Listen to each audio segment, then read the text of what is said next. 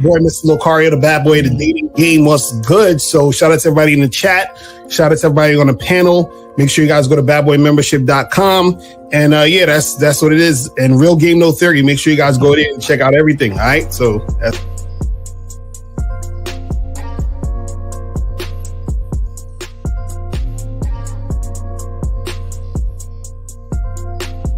all right, guys, T. D. Williams, over 30 years in the motherfucking game. I'm not a part of a manosphere pill and all that other goofy ass shit they doing. So let's get it, guys. I got a question. Put a Q in there. If y'all want to call in, y'all got the number. We're going to chop it up. Let's get into it right now, gentlemen. Okay, we're talking. Anyway, I'm Coach EO, Mr. Champion Game. Good to be back with the fellas Sunday. Value for value. Call into the show. Don't, like Lucario says, don't wait for the last 15 minutes to call in, because by then we're already ready to roll out. So anyway, good topic. Ready to spit some game. Let's do this. Look, real quick. So holla at your boy KZaggin20 on the YouTube front. Also on the gram at KZaggin20. Also, every Saturday at noon, the Manhood is a skill set show. Don't fuck with your.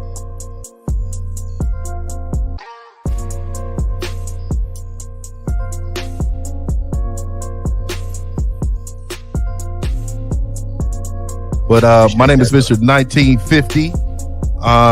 You know, I'm preparing you to prepare your woman to be a woman. Be a woman in your life. I'm the last traditional man on the planet, and all I want to do is help you out. You can definitely contact me, Mr1950.com, Mr1950 YouTube, Silverback Lifestyle, Instagram. Just follow me, man. I mean, let's rock.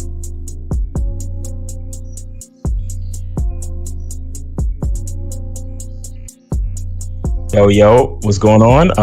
It's your boy Miles Cunningham. Shout out to the Bad Boy membership. Shout out to the Game Kings documentary. Respect to everybody on the panel. I really appreciate you guys being here. Appreciate being here with you guys. Let's spit this game because we know these guys need it.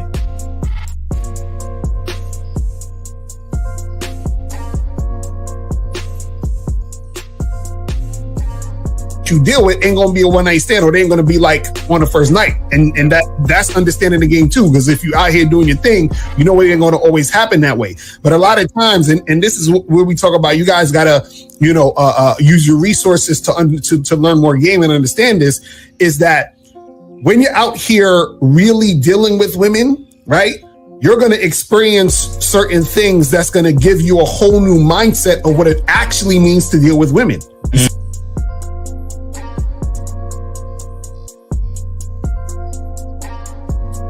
You bitch! Man, how you miss the opportunity, dog? Yo, didn't she say that she wanted him to tell us some nasty shit? She ready. Oh my God, what's name? He sounded like she wanted him to say some nasty shit.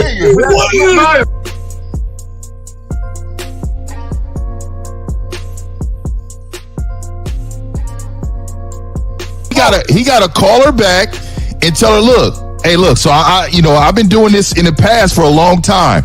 When you come over here, I need you to come over here and I need you to wear this. And you tell her what you want her to wear. Yep. And let her know when you get here, and ain't gonna be no talking. We're not talking. All we doing is enjoying each other. Mm.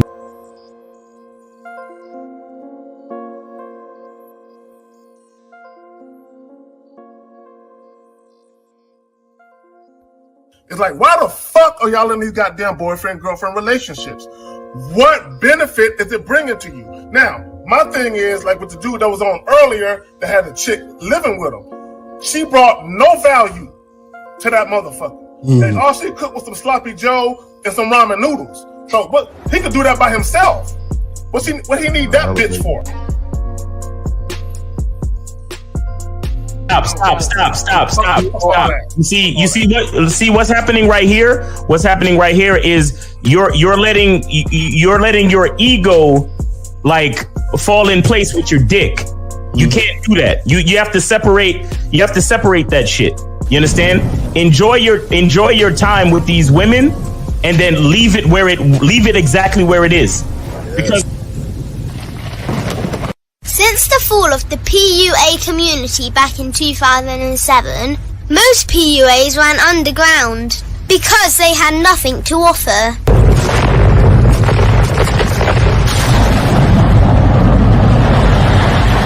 Content creator has become the hero today, dedicated to one single objective: to declaw and defang any person who listens. They decided to join forces to create a cult, and never giving those who listen a solution. It's all about clothes, cars and money, deception and manipulation, indirect game, going your own way. They talk pills and plates.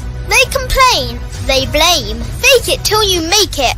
I just don't get it. A man doesn't need to lie to meet women. He just needs to learn how to spit flavour in her eyes and in her ears. Thanos broke down the game when he said, as long as there are those who remember what was, there will always be those who cannot accept what can be. Even in darkness, a man can find light. Sometimes the world doesn't need a group of fake heroes teaching lies. Sometimes the world needs a group of anti-heroes to bring balance, order, and truth to the game. It's time to summon the authentic players of the game.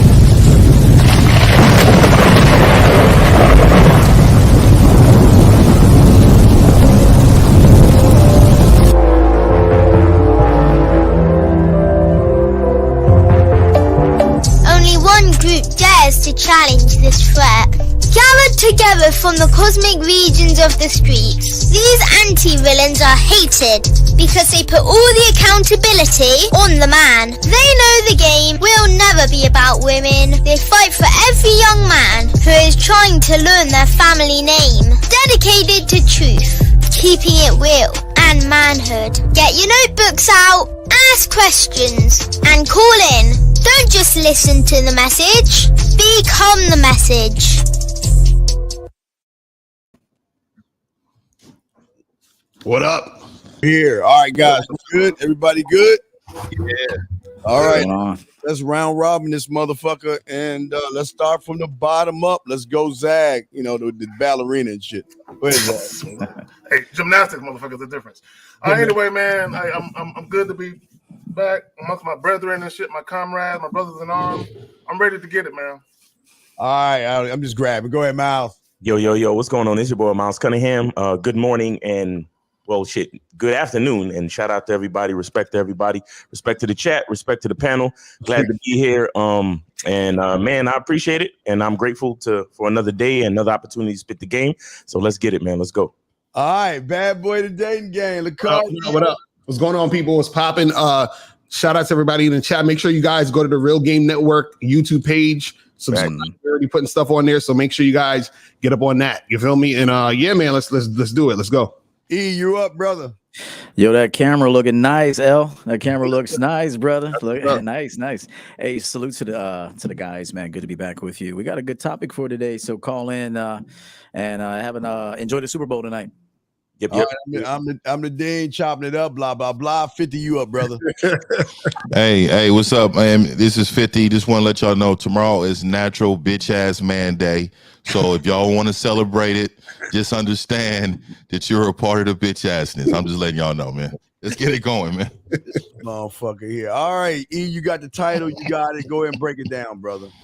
Actually, K Zagan and I came up with this kind of talking about where men have to be more intentional with their dealings, but more specifically with women. But they really have to do this in all facets of life. But the problem is they don't get what they want because they don't tell women what they want. So it's rather simple. But we want guys to be more intentional when they talk to women, be better communicators, because women will give you what you want, but you got to tell them what you want. It's so simple, man. There's not much to say about it. It's like once you get used to routinely telling people who it is you are, what it is you're looking to do, like the thumbnail says, this is what I'm trying to get into tonight. Now, she has two choices. She's either into you and she wants to do it, or she, for whatever reason, could be not into you, could be personal problems, female problems, whatever the problem is, or whatever the situation is, then she just doesn't do it. And so it's easy. It makes life so much easier when you have conviction when you speak and when you're intentional when you talk to people. Cool. Let me add this. a lot of guys, they do themselves a disservice because they're not straight up with women. And if you think about it, it takes out all the guesswork. It takes out all the assuming and assumptions that both people have, right? Because once you tell a woman what it is you want, she has two choices: either comply or move away. You know what I'm saying? That's it. It's really that simple. And I always talk about how our most valuable asset is time. In fact, it's invaluable. Why would you want to waste it on a woman who may or may not be interested in you when you can just tell her what it is you're trying to do, and then she'll give you the answer you're looking for? Right. That's real shit. Yeah, that's real shit. I'll say this. You know, I think a lot of times there's guys out there who feel like they need to BS women because deep down they think that women need convincing to actually like men for some reason. So it's like they actually think women don't like men. So their thought process and their mindset is, well, I have to, you know, do certain things in order for women not only to like me, but just I feel like that's how women are. Like they're not really into us. We got to convince them to be into us. And I think that's where the bullshitting comes in, because they say, well, what's the quickest way that I can trick this woman to be into me? You understand what I'm saying? Because I know they're not into me. So what's the tactic or the trick that I can do to get her into me? And then, you know, they come to guys like us that think we're, you know, on some pickup artist gimmicky type of stuff. And they're like, give me the secret formula to make this girl who I know will never want to be with me to be with me.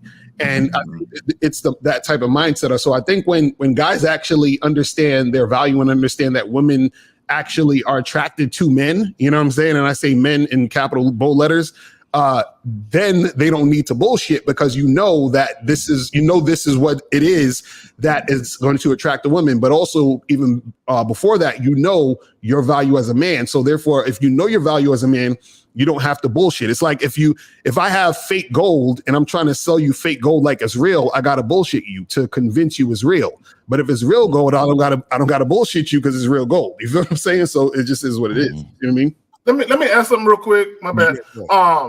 Alex G, call up when the phone lines open up. Because you're saying totally incorrect. What the fuck is totally incorrect? I hate when you guys put that bullshit in the chat. Bro, express yourself like a man. Y'all got it. Well, yeah, I want to say, and it kind of goes with the Alex G's of the world. You know, a lot of these guys, the reason they can't be real with women is because they're not real with themselves. And the problem is that the life that they're living are totally lies. They pretend like they have game. They pretend like they know what they're doing. They sit around and tell themselves they are things that they're not, knowing that they're scared of women. They have no kind of standard whatsoever. So they go around to places that really justify or coddle them to make them feel like they're more than what they are, by going to places that say it's the woman's fault. It's not your fault. You know, it's the woman this, it's the woman that. And these guys go around thinking that they're more than what they are. And here's the worst part about it. The worst part about it real quick is they're not students of the game whatsoever. They don't have EO, they don't have 50, they don't have Miles, they don't have Lacaro, and they don't have Zach, and they don't have myself under us as tutelage. But yet, I kind of broke this down last week real quick. It's kind of like the Karate Kid. You know, when Daniel wanted to know karate, Miyagi gave him 2 towels and told him to clean up the cars. And then Daniel questioned Miyagi. You know, karate is kicks and punches. Why am I cleaning cars? Well, this is the same with a lot of these guys right here. They think game has something to do with women. And everyone on this panel is pushing an infernal mentality that these guys cannot comprehend, but yet they want free game. They want crumbs, and they just don't really want to be real with themselves, guys. Right.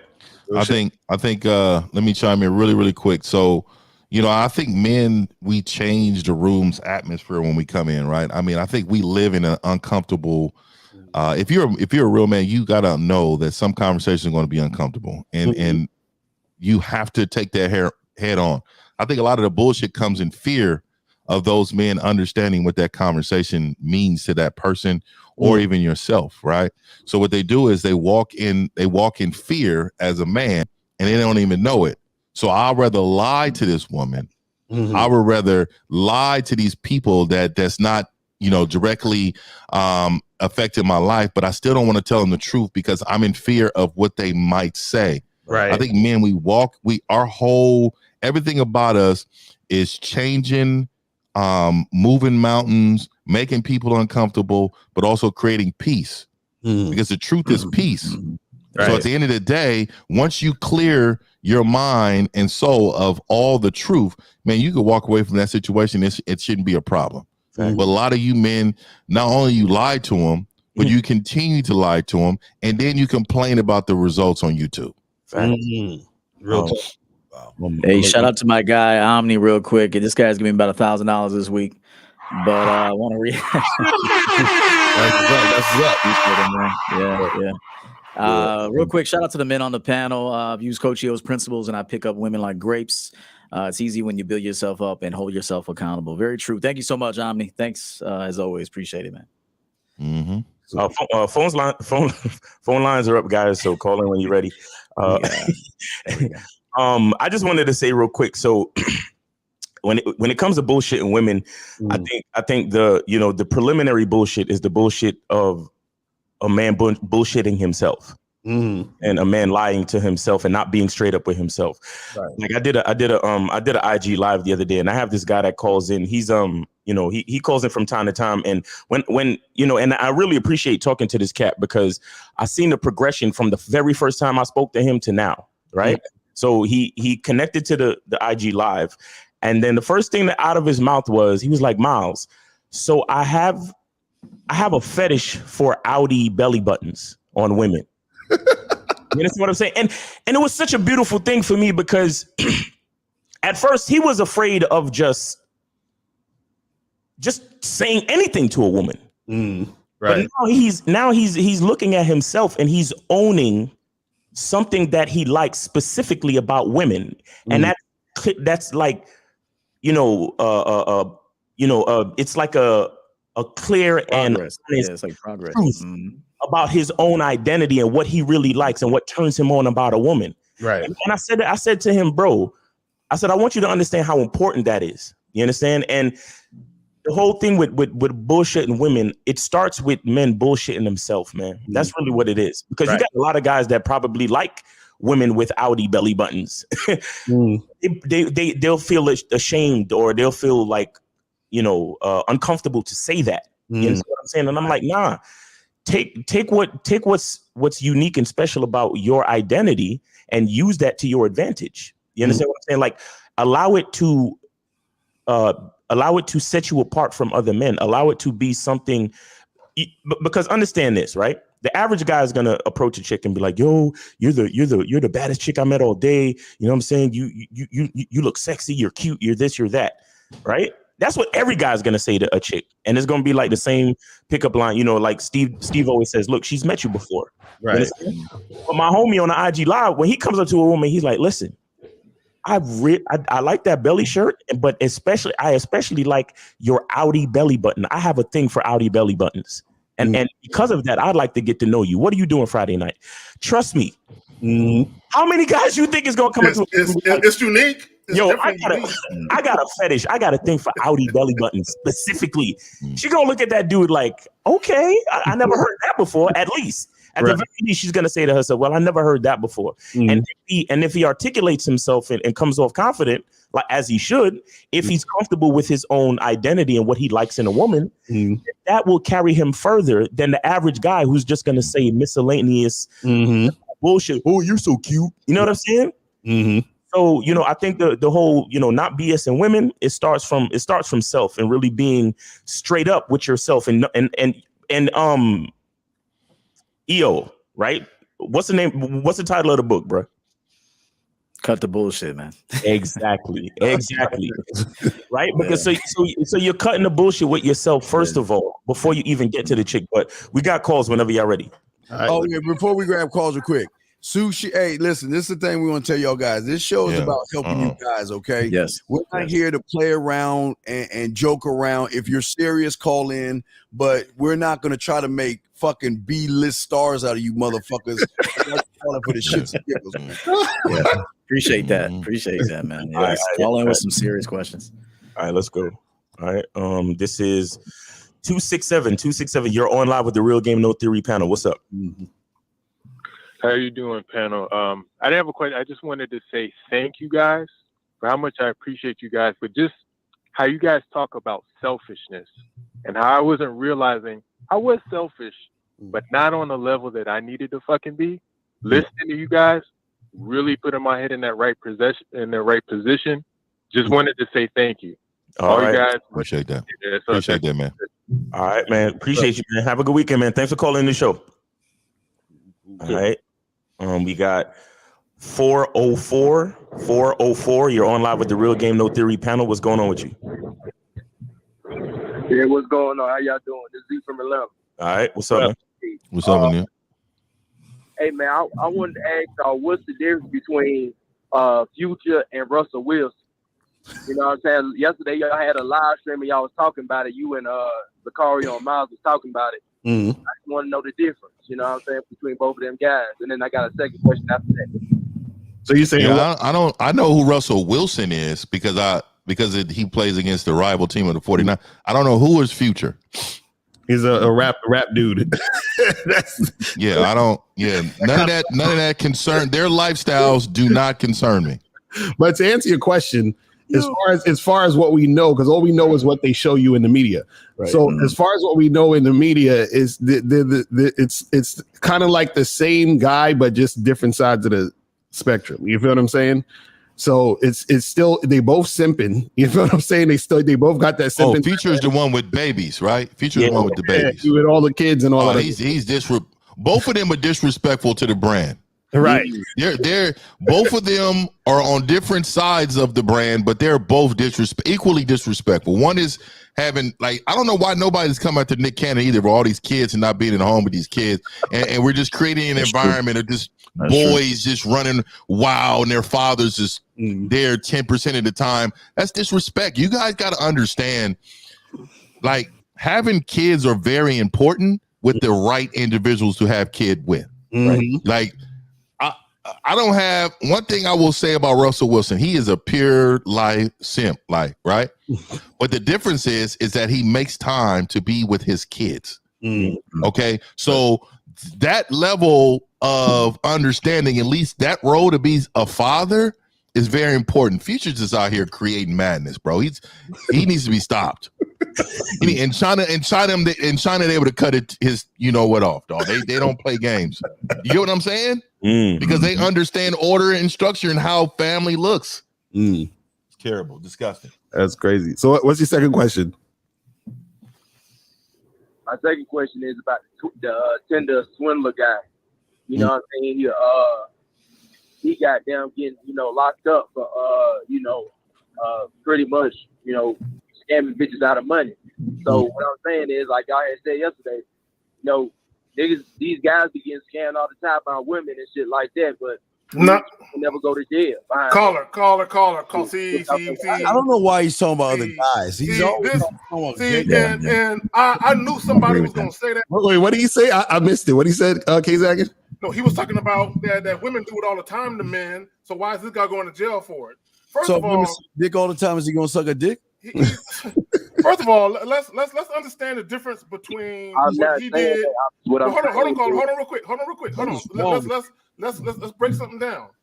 So I'm not saying you're completely wrong, but he's a con man. See, if he had some real game about him, he would have got them chicks to break bread without all the lying and manipulation. Right. You know what I'm saying? So his thing is he pretended to be somebody he's not. He literally created a whole fucking backdrop and lie about who the fuck he was. You know what I'm saying? In order to get at these women.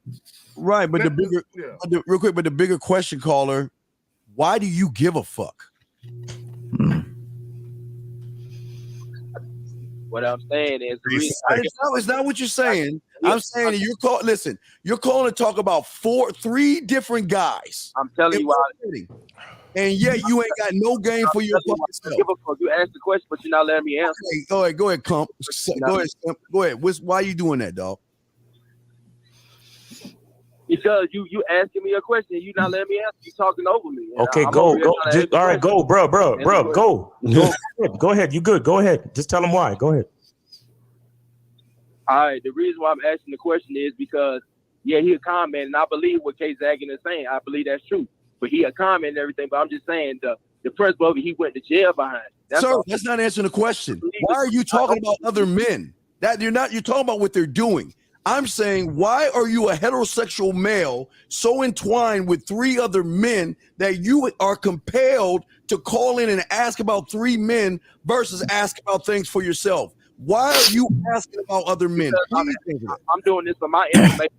Because I'm doing it for my information. All right. And you see why you lose. And now you can see why you're a loser. Now you see why you're a loser, right? Okay, caller. Hold on, caller. See, Steve is trying to figure out what does Future, Russell Wilson, and the Tinder swindler, what does any of their situations have to do with you? What's going on in your life? Like, is any of their experiences? How is any of their experiences gonna help you become a better man, bro? Oh, well, pretty much that's all I'm saying. So when somebody comes to me, if I have a problem, because I got 3 little brothers, so if I have a problem or I'm seeing something, I can show somebody, you know, what I can pretty much show somebody what I know. That's what I'm trying to learn. I'm trying I get it. I understand. Not just about myself. Of course, yeah. I want to learn about myself, but I want to be able to tell other people about what she really is too. Okay. Let me say, I don't agree with this because, see, the problem with you surface dwellers is that you motherfuckers always use somebody else's life as your life. And listen, just because if Future did it on Jupiter, are you going to tell your little fucking brothers and sisters about a guy that did it on Jupiter? No. See, the thing you got to do is lead by fucking example instead of trying to scare him. And the people, they're never going to know Future or Russell Wilson or this guy on Twitter. They're never going to know these guys.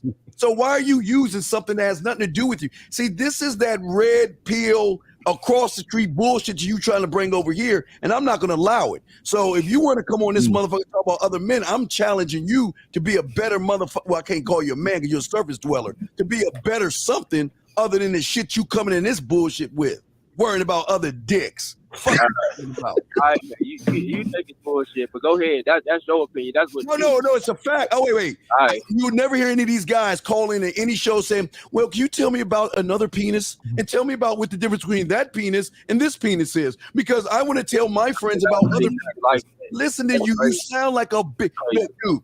Go your ass to the other side and just be a bitch over there. Man up over here. Ask questions for yourself. If I not, sound like a bitch, but you the one who yelling though. Yeah, but you the one calling to the show, right? You calling us, right? Right, bitch? Right? Shut your fucking ass up.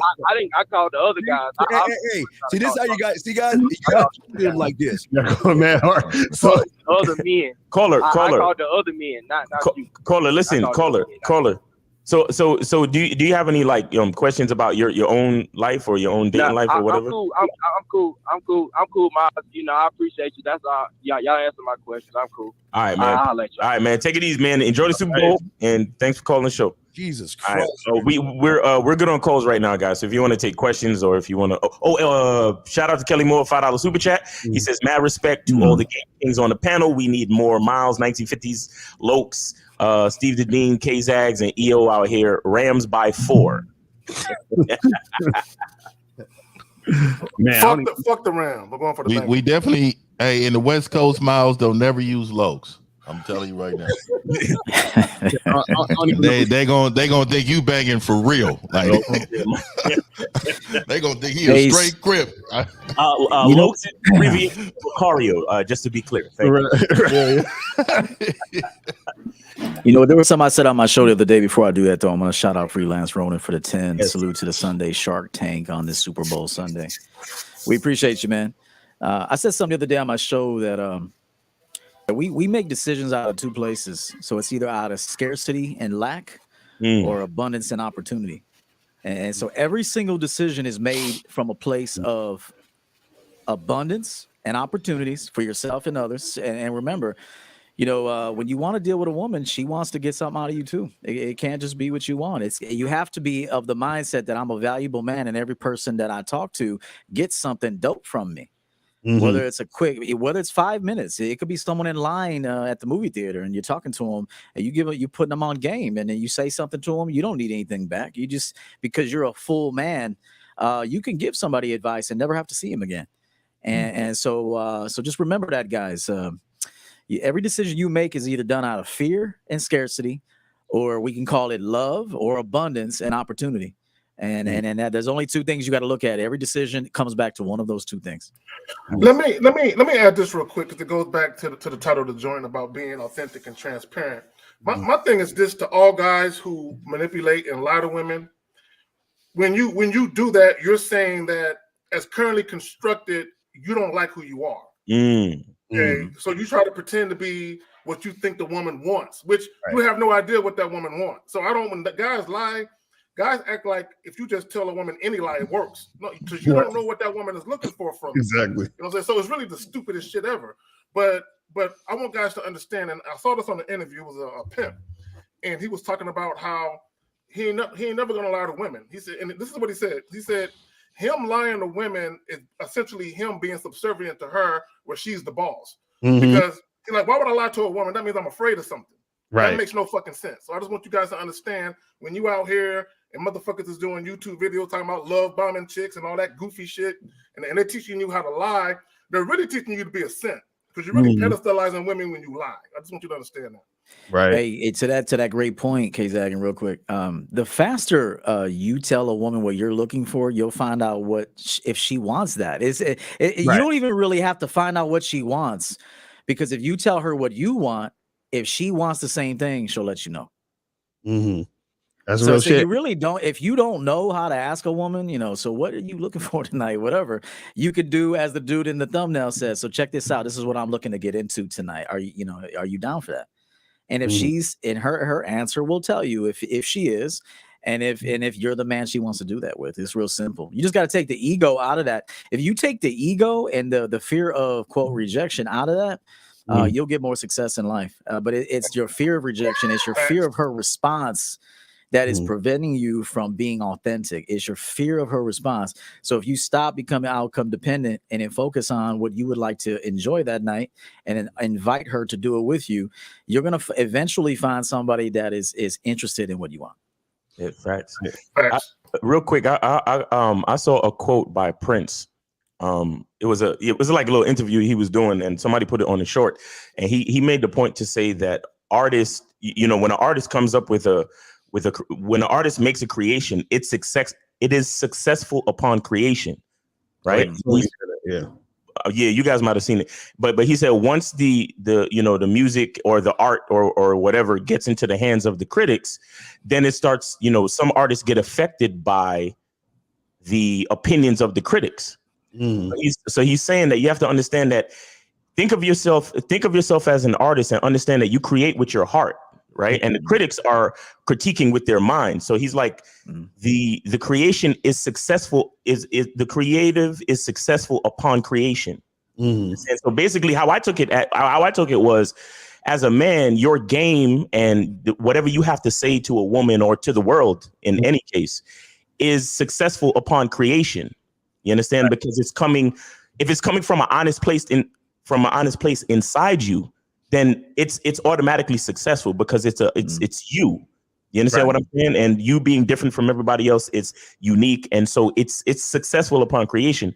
Don't let the perspective of others make you look at your own creation as and diminish your opinion of what it is, because now you're looking through the lens of somebody else's eyes. You see what I'm saying? And that's good. And there's a call. So let's go. Let's do it. All right, 323, you're on live with the Real Game No Theory panel. What's up? Hey, what's up, fellas? What's going on? Right.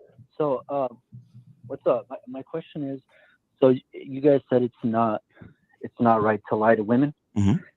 So I have a question. So this actually happened to me. So it's not productive. Let me stop him there real quick. It's not a matter of right and wrong. It's just not productive to do that. Yeah. So that's why I wanted your opinion on this situation. So about a year ago, I was with my girl for like about a year and a half at that point, and I went to one of my cousins.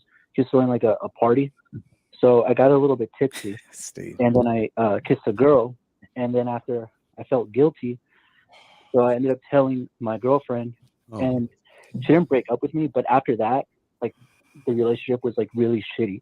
Like, she didn't trust me that much and all that. And I didn't care about the other girls. So I was like, if I never would have told her that, it would have been all gravy, because I don't even care about the girl in the party. It's just something. All right. So yeah. So what's the question? What's the question though? Get to the question though. So my question is, would you guys consider that like if I never told her, would that be lying? You know what I mean? Yeah, man. So being like most definitely, if you're withholding the truth in order not to break the contract that you guys have in the relationship, it's definitely a lie. Now, you don't owe her anything if you weren't in a relationship. You didn't need to tell her nothing. That ain't got nothing to do with the contract that you guys got together. But what I would have said, what I would say to you is, it seems like alcohol brings out the truth in you. So it seems to me that that's something that you've been wanting to do. You just never explored your options based upon being in this relationship. And I think you need to reevaluate your life on what it is you really want. But also, caller, you got to understand this. See, the thing is this: right? If let's say you didn't tell your girl, right? And what happens is that even though you didn't tell your girl, that same situation or a similar situation or some type of situation like that would have came up anyway, because that is what the truth is. So the truth always comes up. Like whenever you try, you ever seen that movie? What was that movie, Final Destination, where they cheated death and then death just kept following them because they were supposed to die? That's how truth works. It's like no matter how much you try to hide the truth or whatever, it's going to come out anyway. Right. So what happens is that you think if you would have not told her, you would have thought, oh, I got away with it because I didn't tell her. But something else, he's being deceiving. He's deceiving. Exactly, because something else would have came or happened, because the truth about you is you want to kiss other women. I have a question. I have a question for the caller. Caller. Hold on, real quick. Caller, hold on. Let me ask you a question. I fucked up. Okay, caller, hold on. Let me ask you a question. And now you learned something. You didn't fuck up. You just learned something. Think about the answer. Yeah, I learned something, but I learned that, Caller, hold on, caller. Hold on. So you're obviously in a monogamy relationship where you are expected to be sexually exclusive. My question to you: are you in an obligated relationship where you're expected to be sexually exclusive, or do you really want to be sexually exclusive? Think about that. Do you feel an obligation to your woman? Well, he's not his woman. We were definitely exclusive, but the thing is that I drank too much, and then like I was talking to the girl, and then like. No. Listen. This is where you're not. Yo, forget the kissing and the shit. I can hear in your voice why that woman left you. Like, you're done, bro. Well, caller, I want to ask caller. Do you think he's BSing himself? I think that's the worst thing you can do. Exactly. Right, caller. Do you think that she's telling you about all the guys she fucked while she was with you? That's what I'm trying to say. She probably did the same thing, but she hasn't told me. So that's what I'm saying. Don't you think ignorance is bliss? No, man. You don't stoop down to a woman's level, man. We set the tone. Right. Men set the tone. And if you want the tone to be honest, then you need to teach this woman to make sure that she's honest with you before you enter any relationship. The fabric of your relationship needs to be some type of communication and honesty. So if those are ruined, then you have nothing. And also understand ignorance isn't bliss, because what happens is this, right? So because right? You think, see, this is the thing. You think that you're getting away with it. You understand what I'm saying? But because you know that it happened, right? And you're not, and you're being dishonest about it, your whole energy from that point on is going to be totally different. So you're going to be chilling there with your girl one time, watching Netflix, and she's going to look at you like, and you're gonna be like, why are you looking at me? And she'll be like, she's gonna say, what's going on? And you'll be like, what do you mean? And she's gonna feel that, because what's happening with you, you think it's the liquor. The liquor is the thing that you used to mask what's actually happening. You see what I'm saying? Which is your desire to do what you did. Wait, aren't you in a poly relationship? So I would think that you have that same feeling, right? Like, I think to be like. He said, you have that same feeling. You don't need to be in a poly relationship to have the same feeling. Right, but that's what it is. I'm a fucking man. I mean, like, what are you saying? Like, because Lucario is the only one? Right, but see, the difference is, caller, is that you decided to be in a monogamous relationship, correct? No, he didn't. She decided to form. Let me preface this. Wait, let me preface this. When I did it, I realized that I fucked up, because once I told her, she forgave me, but it was still like the relationship wasn't the same. Why did you ask for forgiveness? You know what? I always tell men, why ask forgiveness for your truth? Why Either you're going to accept it. You should have said, you know what? Yeah. You should have said, know what? Go ahead. I didn't mean to disrespect you. My bad. You should have said, you know what? Go ahead. No, you got it. No, because here's the thing. Let me tell the caller something. Last week, I think it was. I said, I asked that caller to ask me what kind of game I'm running. And I said, I'm running It Begins and Ends with the Man game. And so if you don't tell a woman off rip what it is you are, and then you try to tell her 3 months in, it's too late. You can't tell a woman 3 months later. Listen. That's not who I am. I one time. Like, I don't get it. Okay, but here's the thing. He's hella emotional. Yeah, let me tell you a quick story, man. I've told the story before. I'll make it fast. I was seeing this Hooters chick, right? Told her to come to my boy's house and bring 2 other Hooters chicks and told them to bring liquor from the place. They came over. One of the girls was making eyes at me and shit. I said, I guess I gotta fuck with her because I like her too. And so I was kissing her in the bathroom, macking on her. The girl I was seeing pushed the door open. I looked at her like, is there a problem here? I took her outside. This time I was smoking. And I said, look, I took her outside. I said, listen, you need to just relax. Here's the deal. I wanted to kiss old girl and I did. Now we're going to move on with our night. Do you know that I fucked her on my boy's couch like 2 hours later? And so what I'm saying is that I just owned what the fuck I did. Right. In the moment. So you gotta start now. Will it change the dynamic? Will it change? Hold on. One last thing. Could it change the dynamic? Of course it can. So what? If it changes, it needs to change. Because I'm not gonna lie to myself. I did what I did. I'm not gonna go out there and tell her I'm sorry I kissed another chick. I wanted to kiss that chick, and I did. And then did it change after that? It did change. It did change after that, but it needed to change. But caller, real quick before you get into this, I want to go off Eo's point is that you got to because he said, well, I told her and now she didn't, she looked at me funny or she started acting funny. Understand that that's supposed to happen because people think relationships are supposed to stay the same. Relationships are actually supposed to change. You see what I'm saying? Think of your relationship as think of like when you have a newborn baby, right?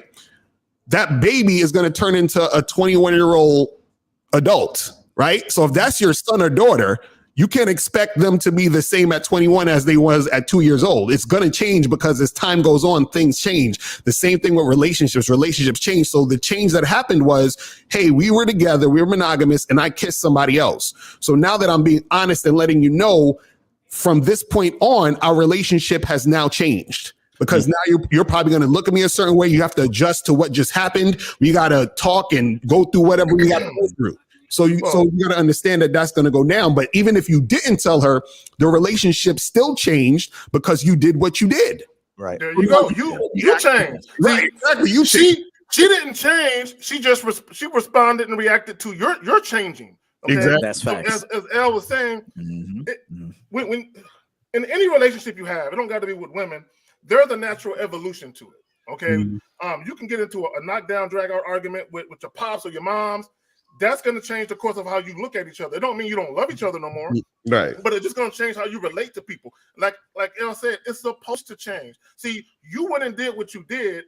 You thought begging and pleading would make her look at you exactly how she always looked at you. No, bro, you're being gullible and naive with that thought process. No, and you said she forgave me. No, she didn't forgive you. Okay, you got to understand. Now she looks at you differently, and you can't take it back.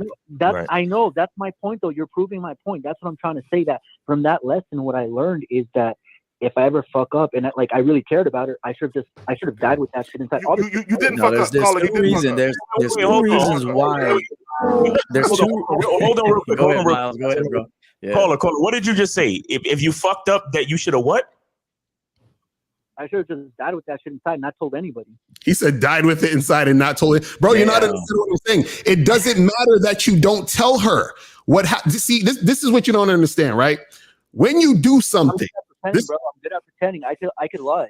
No. He said, I'm good at pretending. No. This is what you don't understand. This is what you don't understand. Once you've done the thing you did, right? even the fact that you're not telling her, yeah, see, I don't understand about energy and shit. You see what I'm saying? What's going to happen is that the guy, hold on, the guy that kissed the girl at the party, that's the real you. You see what I'm saying? So I fucked up. No, you didn't fuck up. Nobody fucks up. This is what you're not understanding. You didn't fuck up. You actually just came into who you were actually supposed to be in the first place. That's who you are. See, this is why I said what I said in the beginning, that the real bullshit is not the bullshit that you bring to the woman. It's the bullshit that you bring into yourself, because this caller refuses. He refuses to recognize who he is. Not done something truly great. You know what, too, caller and Miles, that was a great point. Let me say something too. You were portraying someone that you are not, and that's why she didn't accept it. See, if she's talking to me from jump, she's gonna know, oh, this motherfucker's gonna have other bitches. And he says, I'm gonna tell her I am, and I'm gonna show her I am, and she's gonna feel that. Okay, she's gonna know because I don't blow her phone up. She's gonna know. No, listen, caller. Oh, you're showing some immaturity. Just listen. You don't have to say anything because we already know your story, bro.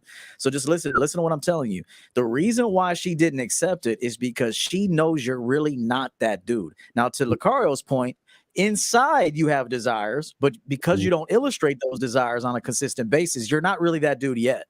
You want to be that dude, but you're not that dude yet.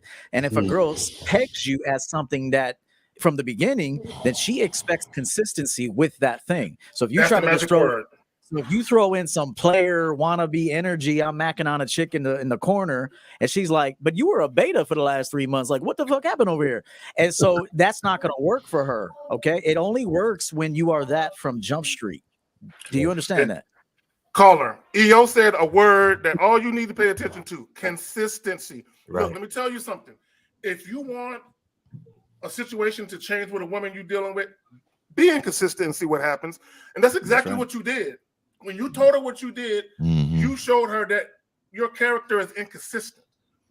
That's why she can't fuck with you no more, bro. Is that you guys are saying it's not good to lie to women, but what I'm trying to say is that I would have never told my ex. We would still, it would have been gravy. Wow. Well, that's called being deceitful, and that's still lying. No, it wouldn't. So when I'm, but what I want to say is this: do you want her to be deceitful and not tell you the truth that she's kissing other men? Do you want that? Good question. Good question. If I look, if I like, what I learned from that is like, it's a yes or no. It's a yes or no. Do you want her to do the same to you as you do to her? Do you want that? Dude, I'm a guy. Yes or no? Like, you know what I mean? It's different. No, it's not different. And because, and this is what I'm saying. You lost me. I'm allergic to guys like this. Like, I'm allergic to motherfuckers that don't know what honesty and truth is. Like, you can't even answer a yes or no question, bro. You can't even answer a yes or no question. That's a stupid question. No, it's not. It tells me a lot about your character.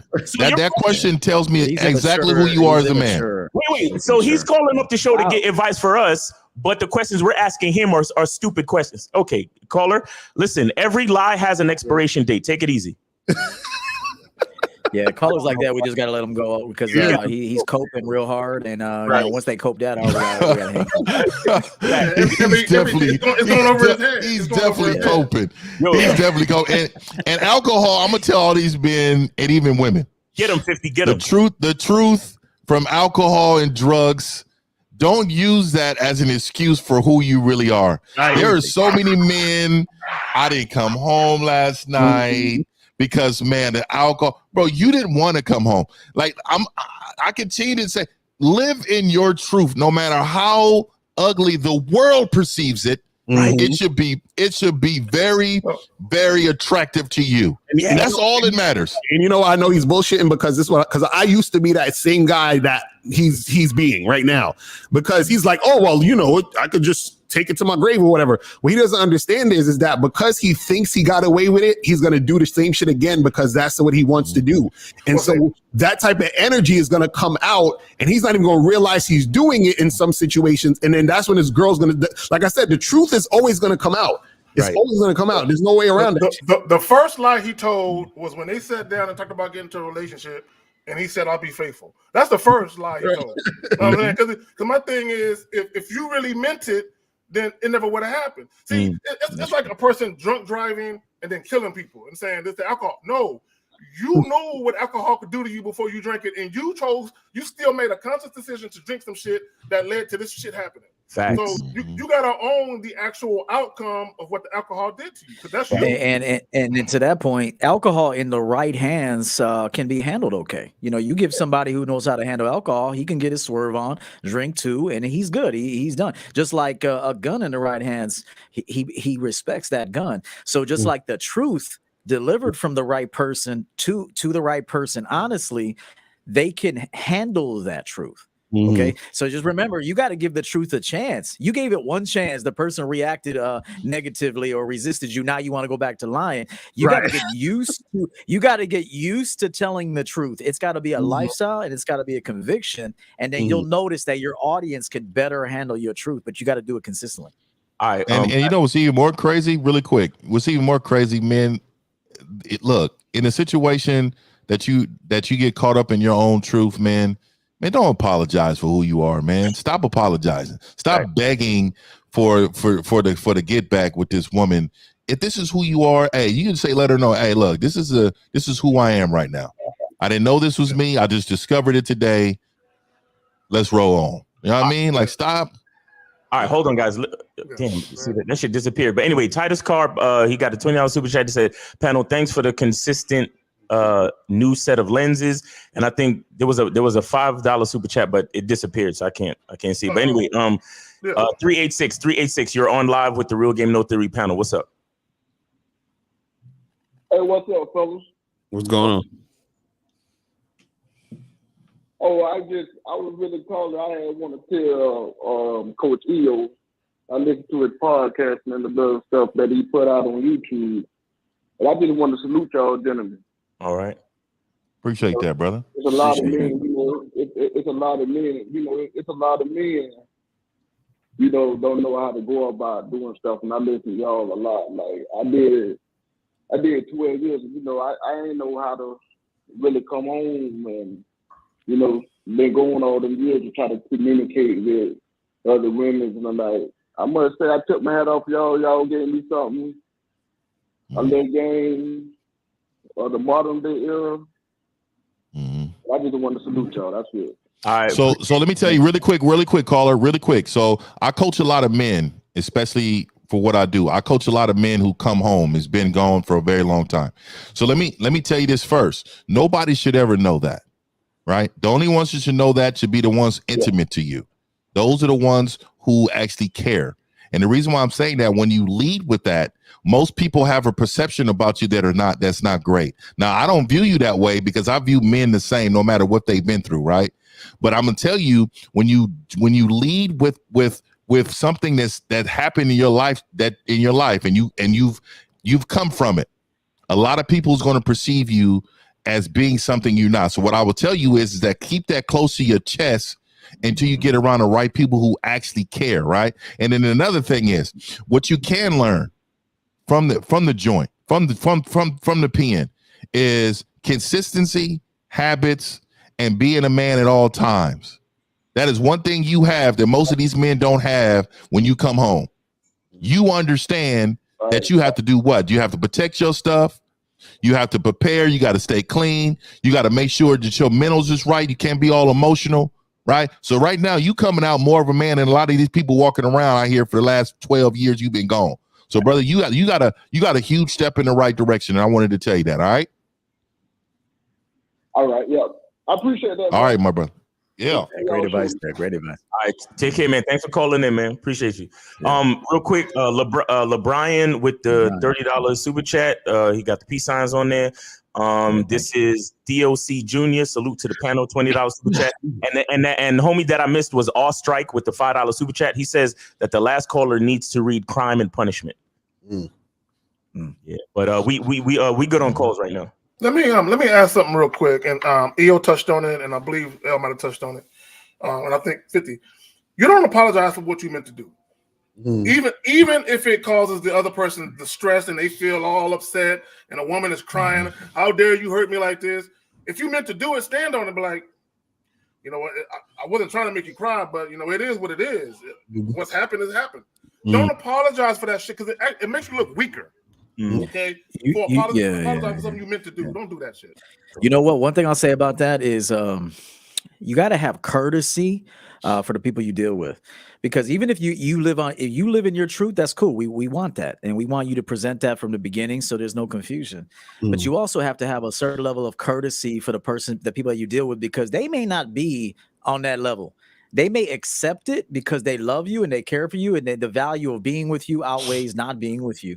But it still could somewhere underneath fuck with them a little bit. So as a man, you have to have that understanding, like, hey, I'm gonna be courteous to my woman, because although I go and do my thing and I'm never gonna regret that or apologize, I'm still gonna make sure that she's cool emotionally because I care about this woman. So it's okay to care about your woman and to be courteous for her. So don't be, if you're with your woman on a night out, like, put your dick away, bro. Like, be with your girl tonight. And I really do recommend this. Right. And if there's a night you want to go out and then mingle, then you don't take your girl with you. You go by yourself or with one of your homeboys, but whatever you decide.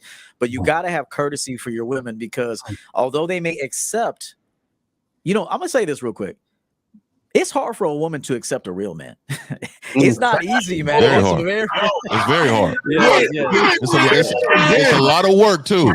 It's a lot of work for them, and that's why lazy women cannot accept that, man. I'm telling you, that's some real shit. It's very hard. So you got to have this knowing that if you're gonna be a real man that stands on truth, it is very hard for your woman to adjust and to kind of manage that. And so you have to help her manage that. You have to help make her feel pretty, sexy, wanted, included. All these things are your responsibility as a man. You got to have courtesy for your woman, and if you could at least do that, it's easier for her to digest the kind of man you are. Yeah, and also I'll add this too. You definitely got to explain to her and talk to her about how you feel about her, because she's going to be confused about how you feel about her in certain situations when you give her that truth. So a lot of times, like you said, like, you let a woman know the truth, and you're letting a woman know, hey, this is how I am, this is what I'm about. But this is also why we encourage you guys to understand yourself. So even before you get into a relationship with a woman, she already knows from the jump, hey, this is the type of man that I have.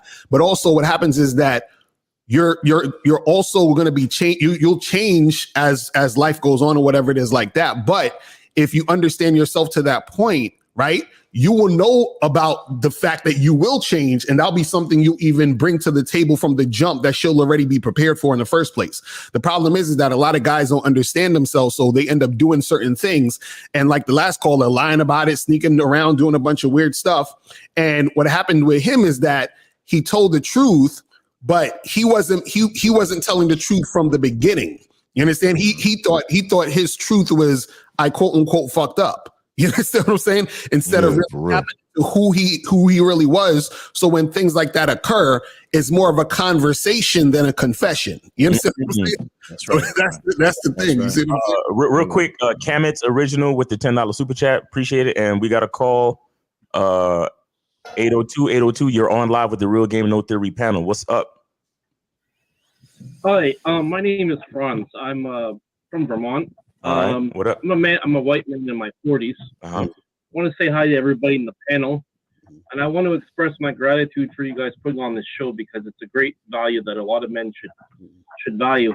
Also, for Coach EO, I bought your book and I read it. I want to say that I got a lot of value out of it, so I want to thank you for that.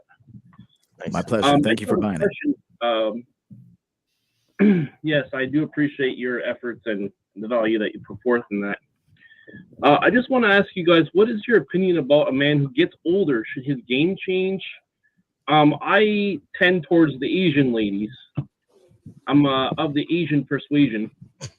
Is there a certain way I should approach them as I get older? I'm not as handsome as I used to be. I'm not as handsome as I used to be. Well, caller, let me just say this. Let me take first crack at it. I had so high hopes for him, and then he just lost me. Let me just say this about game. Game is, number one, is infinite. It's always evolving. As a man, you should always seek to attain more knowledge and wisdom, right? So, if part of game is just that, knowledge and wisdom. So, as you're getting older, you're going to realize that some of the things you did in your 20s, might not be conducive to what you would want now. You know what I'm saying? So you just have to evolve. Yeah. But when it comes to women are women. We people put too much of an emphasis on this type of woman, this race of woman, this woman from this particular culture. It don't matter. At the end of the day, women of all races and ethnic backgrounds, they respond to men they are attracted to, regardless of the hue or shade of your skin, bro. Man, I done hollered at an Arab with the whole garm on, the Muslim garm on. Yeah, that like the whole. I seen 20% of her face, and the way she was walking did something for me in the moment. So what I'm saying to you is, it doesn't matter. Like, it doesn't matter the woman. Like, you just talk to the women. Women are women. It doesn't matter what race. They are women. At the end of the day, they are women. And you are the common denominator in the equation. You should always be. I like a little bite women. I like a little toughness though. Caller, caller. So listen, it sounds to me as if you're kind of feeling a little insecure about the fact that you're a little bit older and you're not as thin as you used to be. You know, how does that make you feel? You know, the fact that you're aging and, you know, your metabolism is not the same as it was when you were younger. How does that make you feel? It makes me feel like I need to put more work in to get the same results.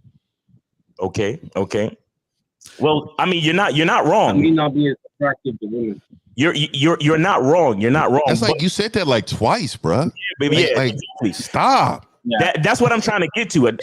You see, you have to understand that the experience that you provide for a woman has everything to do with what's inside you, meaning what's inside your mind and what's inside your heart, and how you have to put in the work. Of course, you know, everybody got to work a little bit harder to keep the weight off. Everybody got to work a little bit harder, or drink a little bit more water, or you know, get a little bit more vegetables and supplements so we could keep our skin looking young and vibrant and things like that. But it sounds to me like you are depending too much on the physical in order to understand the type of experience that you can provide for a woman. The experience that you provide for a woman comes from what's inside you, bro.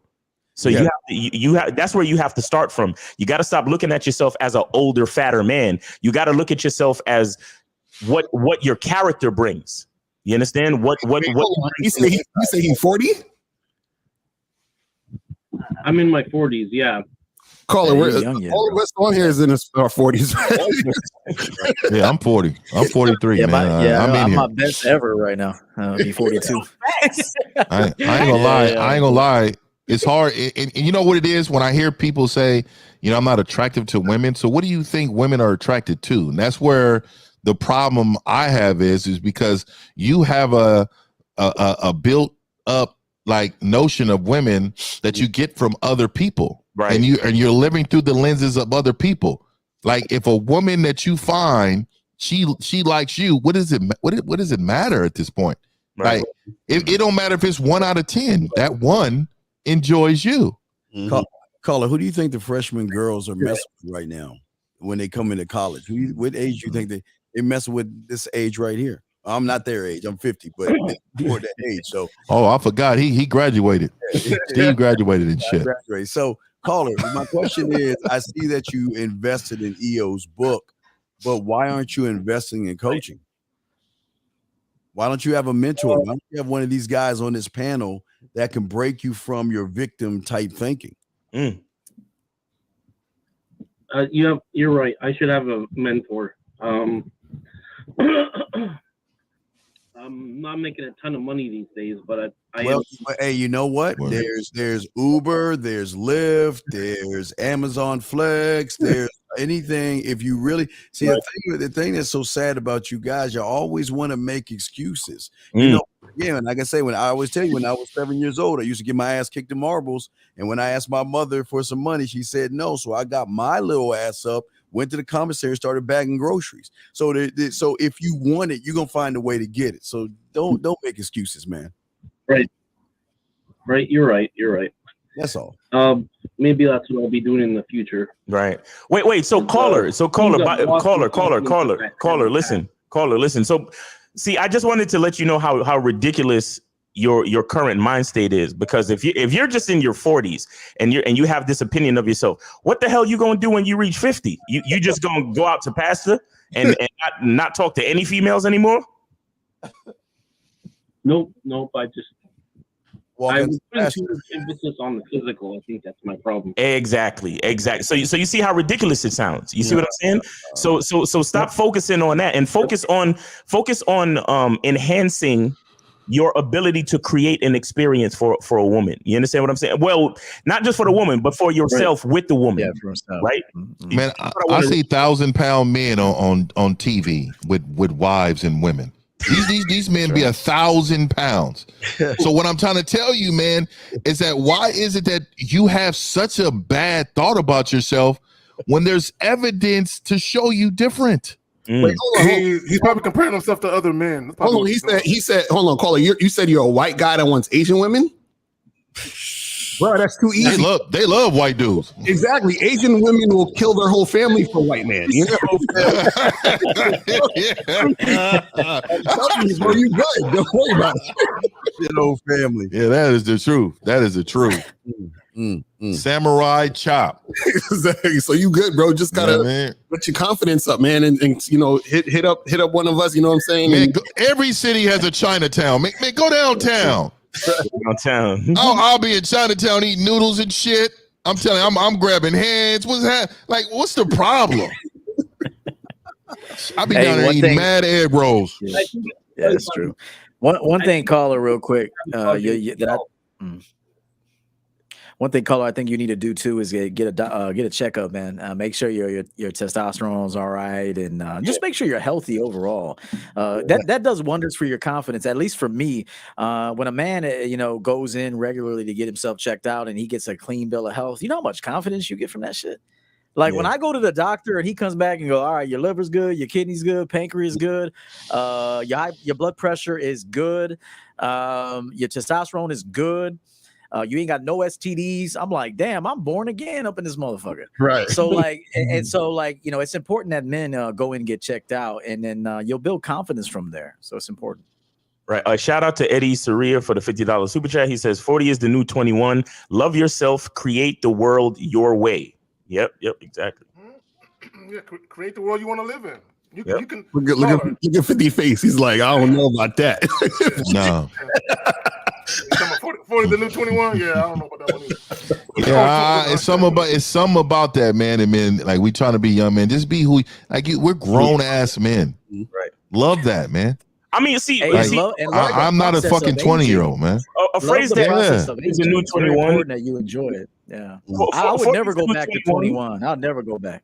See, look, a phrase like 40 is the new 21 is less about the numbers and more about, to me anyway, I look at a phrase like that and I consider it to be more about the mindset, meaning that it really doesn't matter what age you are based on the numbers. It really has everything to do with, where you are in your mind and how you feel. See, 21 doesn't really mean 21. What 21 really, I think it means is like there's a certain level where you're at 21 where you feel a certain confidence about your youth and whatever.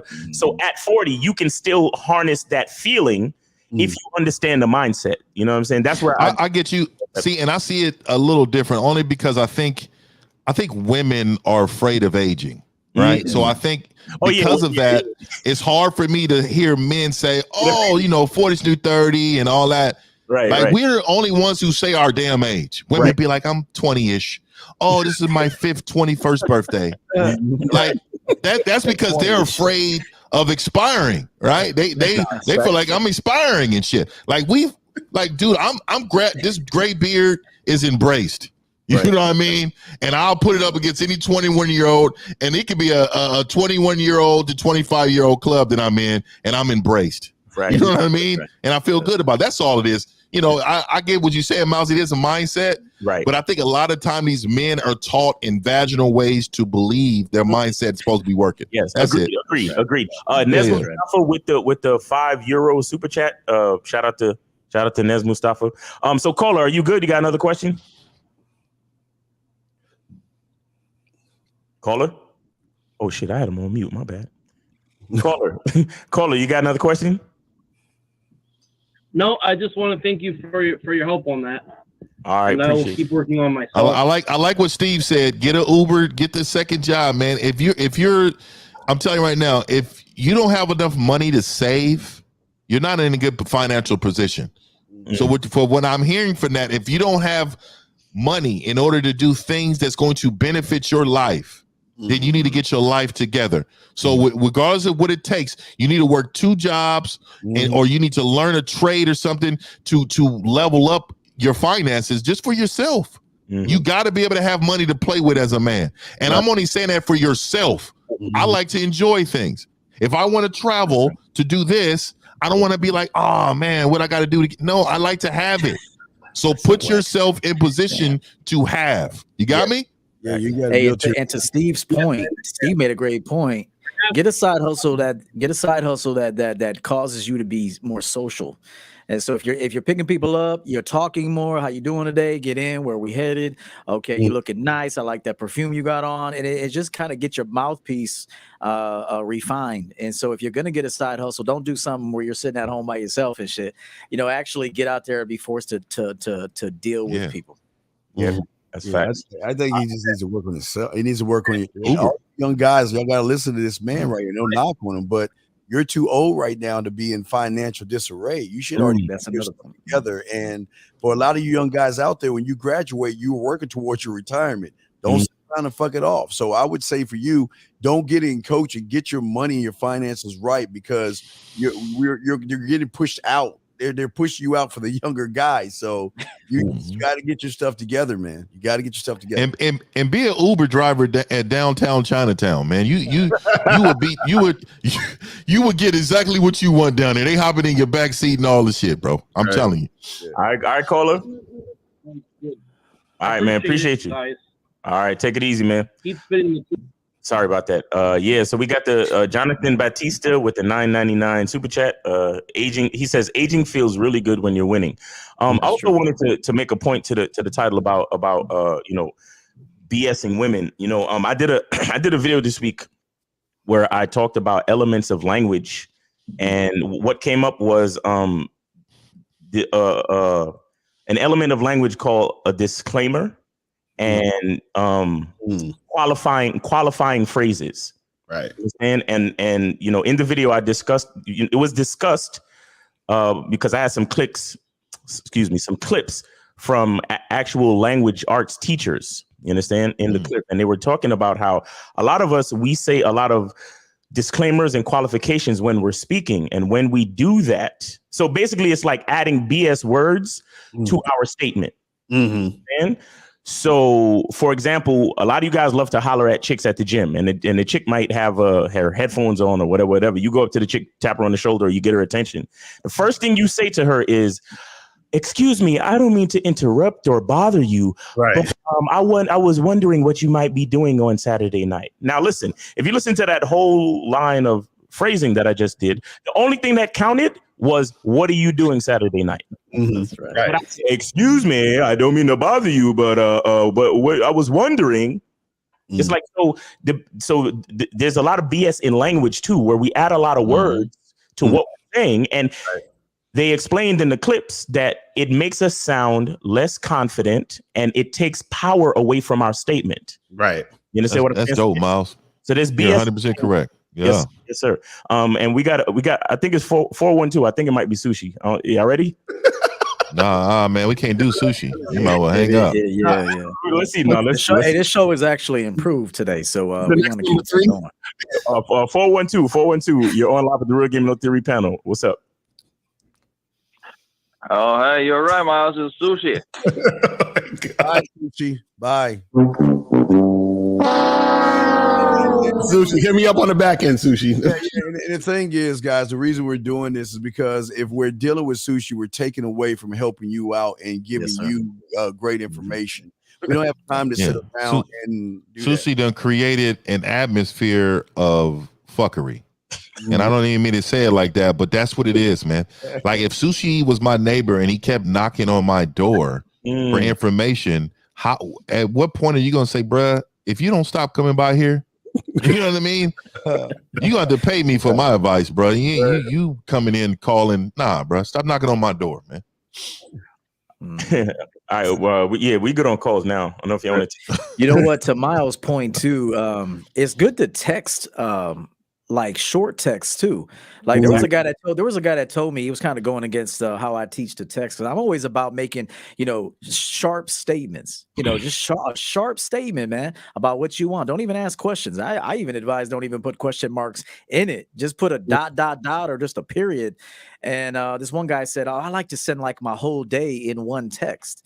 And I said, that's going to have less of an effect than if you just send a sincere text that's right to the point. So it's the same thing with language.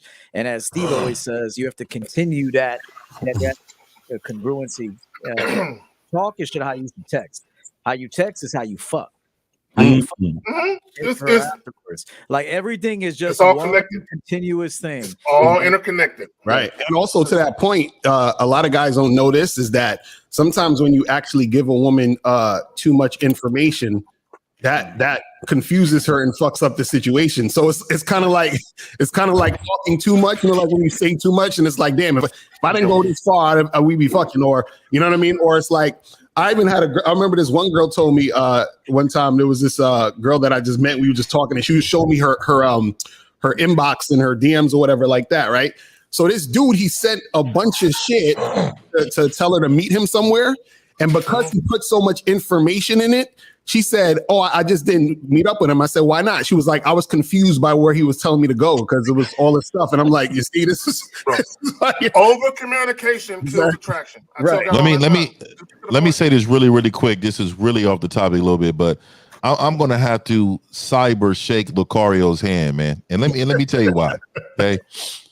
When you have your woman performing on a high level, like April Mac does, and I mean she's in here working. Look what she just like sushi. Like I'm gonna keep it all the way 100. The image of your woman needs to be the image of you, and this is how I see Lucario work, right? So what I'm saying is, gentlemen, all these little YouTube guys would be trying to come for him and talking all this, like look at the product of what he's presenting to the world. This is Lucario's product, and a lot of you men out here being disrespectful and all that, man. And I just want to exactly, bro. She is already setting the standard, and I'm already thinking in my head, you know what? Maybe hold on. Let me send a text message down to strengthen what I got going on, because at the end of the day, this is how it's supposed to be looking. So I wanted to go ahead and say that to my brother. April.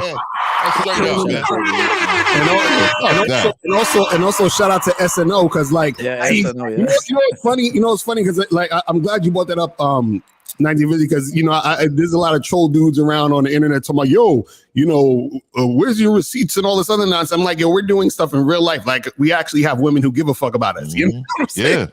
That actually, do shit for us. So it's a whole different level that people don't understand. You see what I'm saying? So shout out. That's a whole other level. At work, she'll be at work. She's a psychologist, and she'll be at work handling her business. And under the table, she's posting links for me doing at work.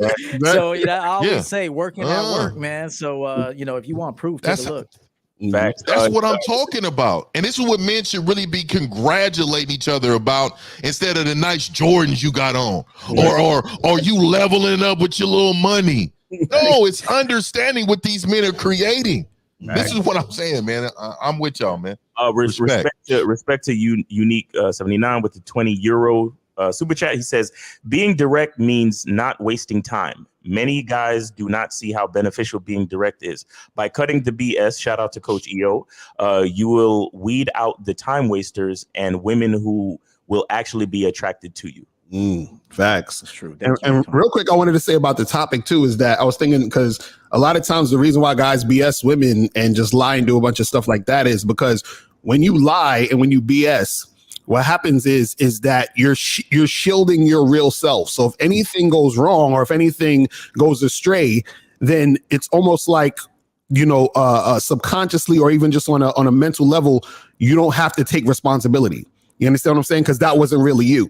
You see what I mean? So if you're actually being honest and telling the truth, whatever happens is what is going to happen based off of reality and based off of what you're really bringing to the situation. And most guys don't want to have to face that. They don't want to have to face the fact that, oh, you know, this girl that I really want might actually not like me, or this situation that I really want to go this way is going to go that way. So what they'll do is that they'll lie, they'll bend the truth a little bit, they'll do all this other stuff because they're like, well, at least if it does go astray, well, I was bullshitting anyway. You know what I'm saying? And so I think that's one of the reasons why they're attracted to like all the lying and all the nonsense. Respect to Julio Chavez with the $10 super chat. He says value for value. Thank you, Julio. You know, to that point, Lucario, that was a good point. Another reason why dudes like date, they'll intentionally go after women they know they'll never get, rather than go with a girl that they know they can get because they know they can't manage that situation. So it's kind of like women that date married men. She knows she can't succeed with a man that's single because it's going to require her to be more than just a side piece. So she'll just go after unavailable men because that's where her comfort zone is. So there is something to be said about guys who will intentionally go after things that they don't qualify for versus something that they do qualify for because it's going to then require them to manage that properly. Right. That's some real shit. Yep. So this is telling her with honesty what you want, put you on surface level category. I want to be precise, but not horny to her ears. Do y'all think about the shit y'all type out, man? No, this is why men like us win, man. Shout out to China White. Was good. Telling you. Was good. That's funny. I mean, you know, I think a lot of times guys, they're worried about looking thirsty. Yeah. You know what I'm saying? but again, see, I think, you know, what's the funny part? Everything that you do, right? If you're doing it from an authentic place and this is who you are, you shouldn't really give a fuck about nothing after that. I think a lot of times people are so concerned because they're still looking for validation, which is why you're worried about how you're looking to people. Instead of it's just like the Prince quote that I was saying. Right. Whatever you have that you create is successful upon creation, and leave it at that. Right. The other person's response is not really, that's not your response. You know what I'm saying? You shouldn't worry about it. But go ahead. What's mind-boggling and baffling to me is why do y'all care what random women who are strangers think? You don't know her. Even if she thought you was thirsty, so right. See, my thing is, if a woman is not going to deal with you, what she thinks about you is inconsequential. It don't matter anyway. Right. Exactly. That's some real shit. So guys, call in 516-387-1224, 516-387-1224. You're only going to be here until 2.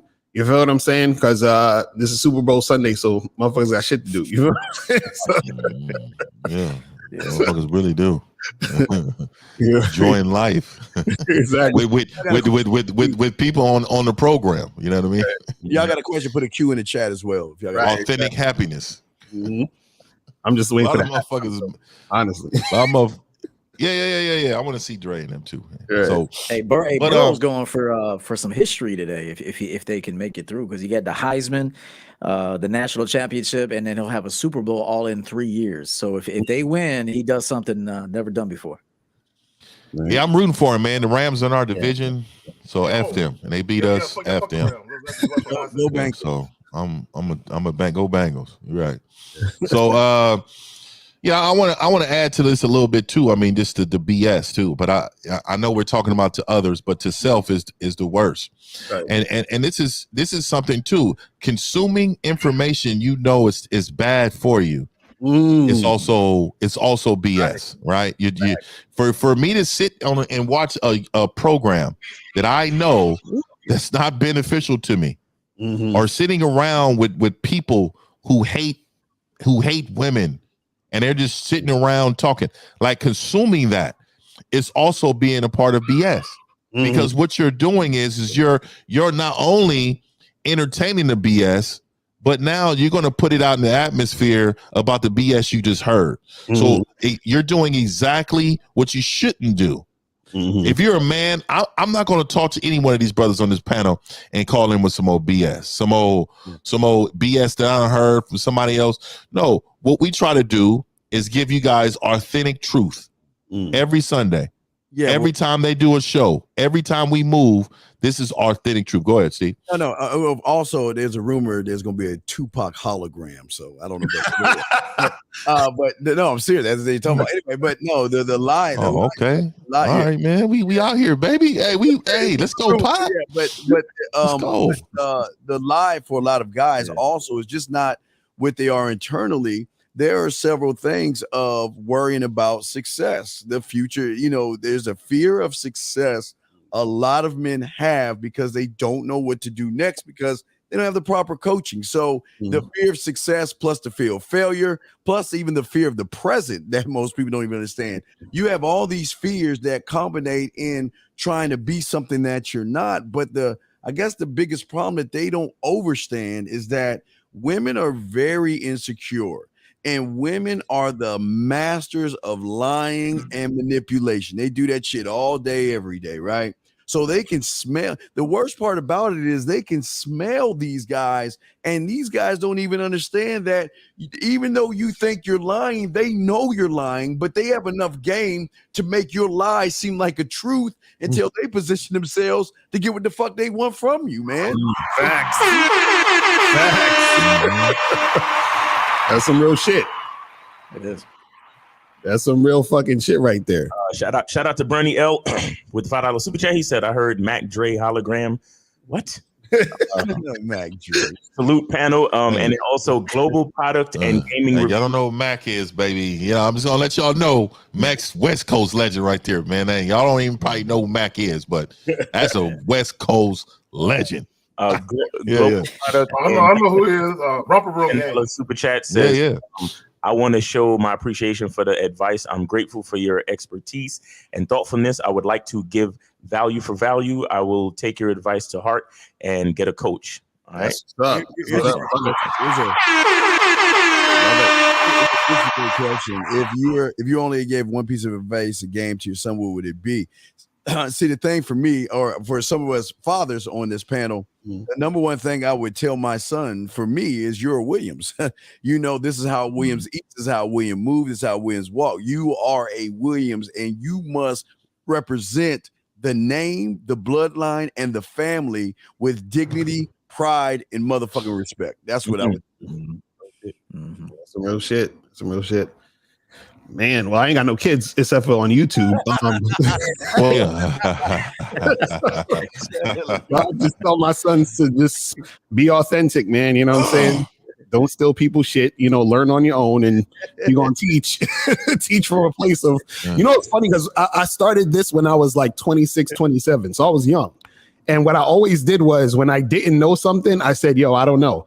And I went to find out, or I learned from other people that knew, and then I brought the information back and I gave people credit and stuff like that. So sometimes it's okay to say you don't know. You understand? This times people ask me, I don't know. I gotta get back to you on that. You know what I mean? Like it's like, and instead of acting like and then giving people false information. And again, that's you also BSing yourself because you want people to look at you a certain way too. You see what I'm saying? And then you're ending up like messing up a situation for somebody else because they put trust in you to give them the right type of information or information that they think what you're talking about. So, I think that's dope.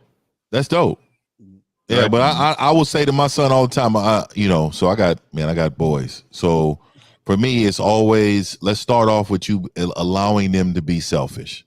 I think at a very young age, boys are taught to share with this person, share with that person.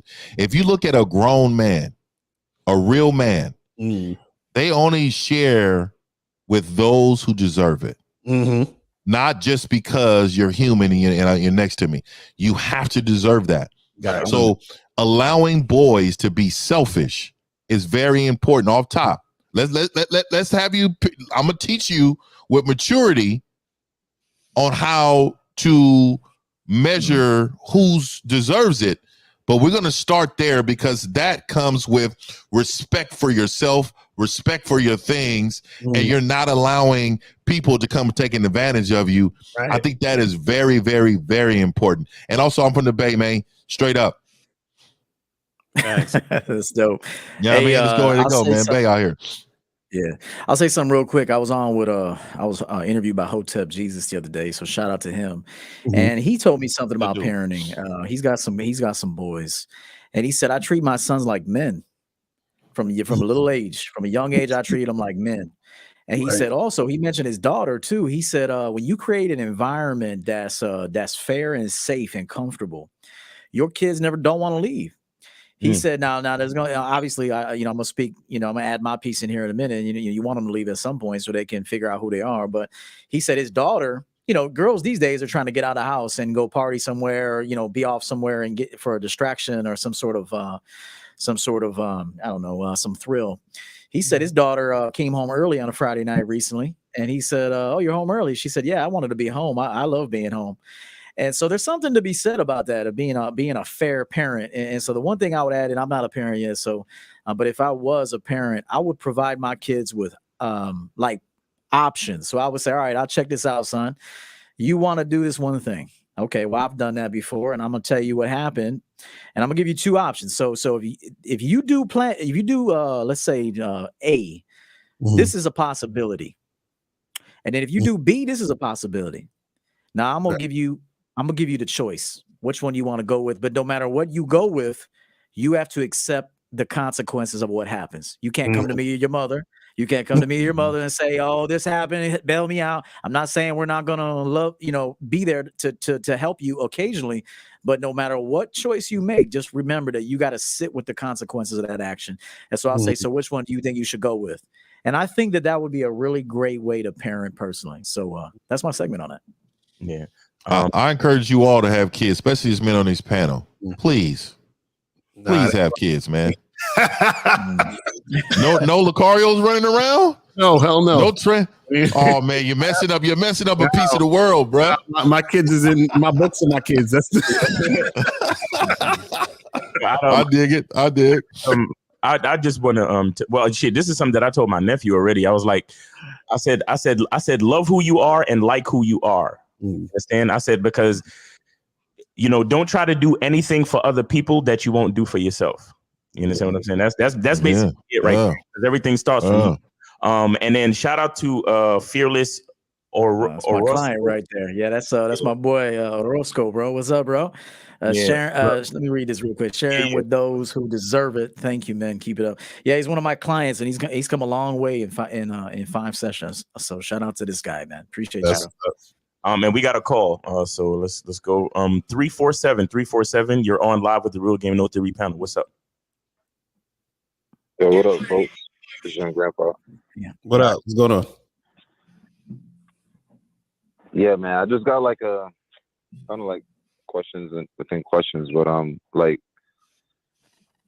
what Miles was just saying about loving yourself, and I got a question about confidence though, because it's like, all right, so if you got flaws, how can you be confident even if you have flaws? Wait, before you answer that, ask that question, Grandpa, who is your coach? No, I'm already on. I fuck with Lucario, and I read that. I listened to the video that he posted. I know you fuck with him, but are you on the Bad Boy membership, or are you being coached by him? Yeah, I'm on the Bad Boy membership, and I listened to that video he has on that, on building your confidence. But it's just not. Well, hold on. Let me say this to you because you said something, and I got to tell you about yourself. You mentioned having flaws, bro. Everybody got flaws, bro. Ain't nobody perfect. Everybody got flaws, and I think I'm the shit, but I'm a flawed motherfucker too. So yeah, I embrace it. I embrace my flaws, though. That's the difference. I embrace my flaws. Yeah, I know they're there. Caller. 1 second. Let me ask you a question. Yeah.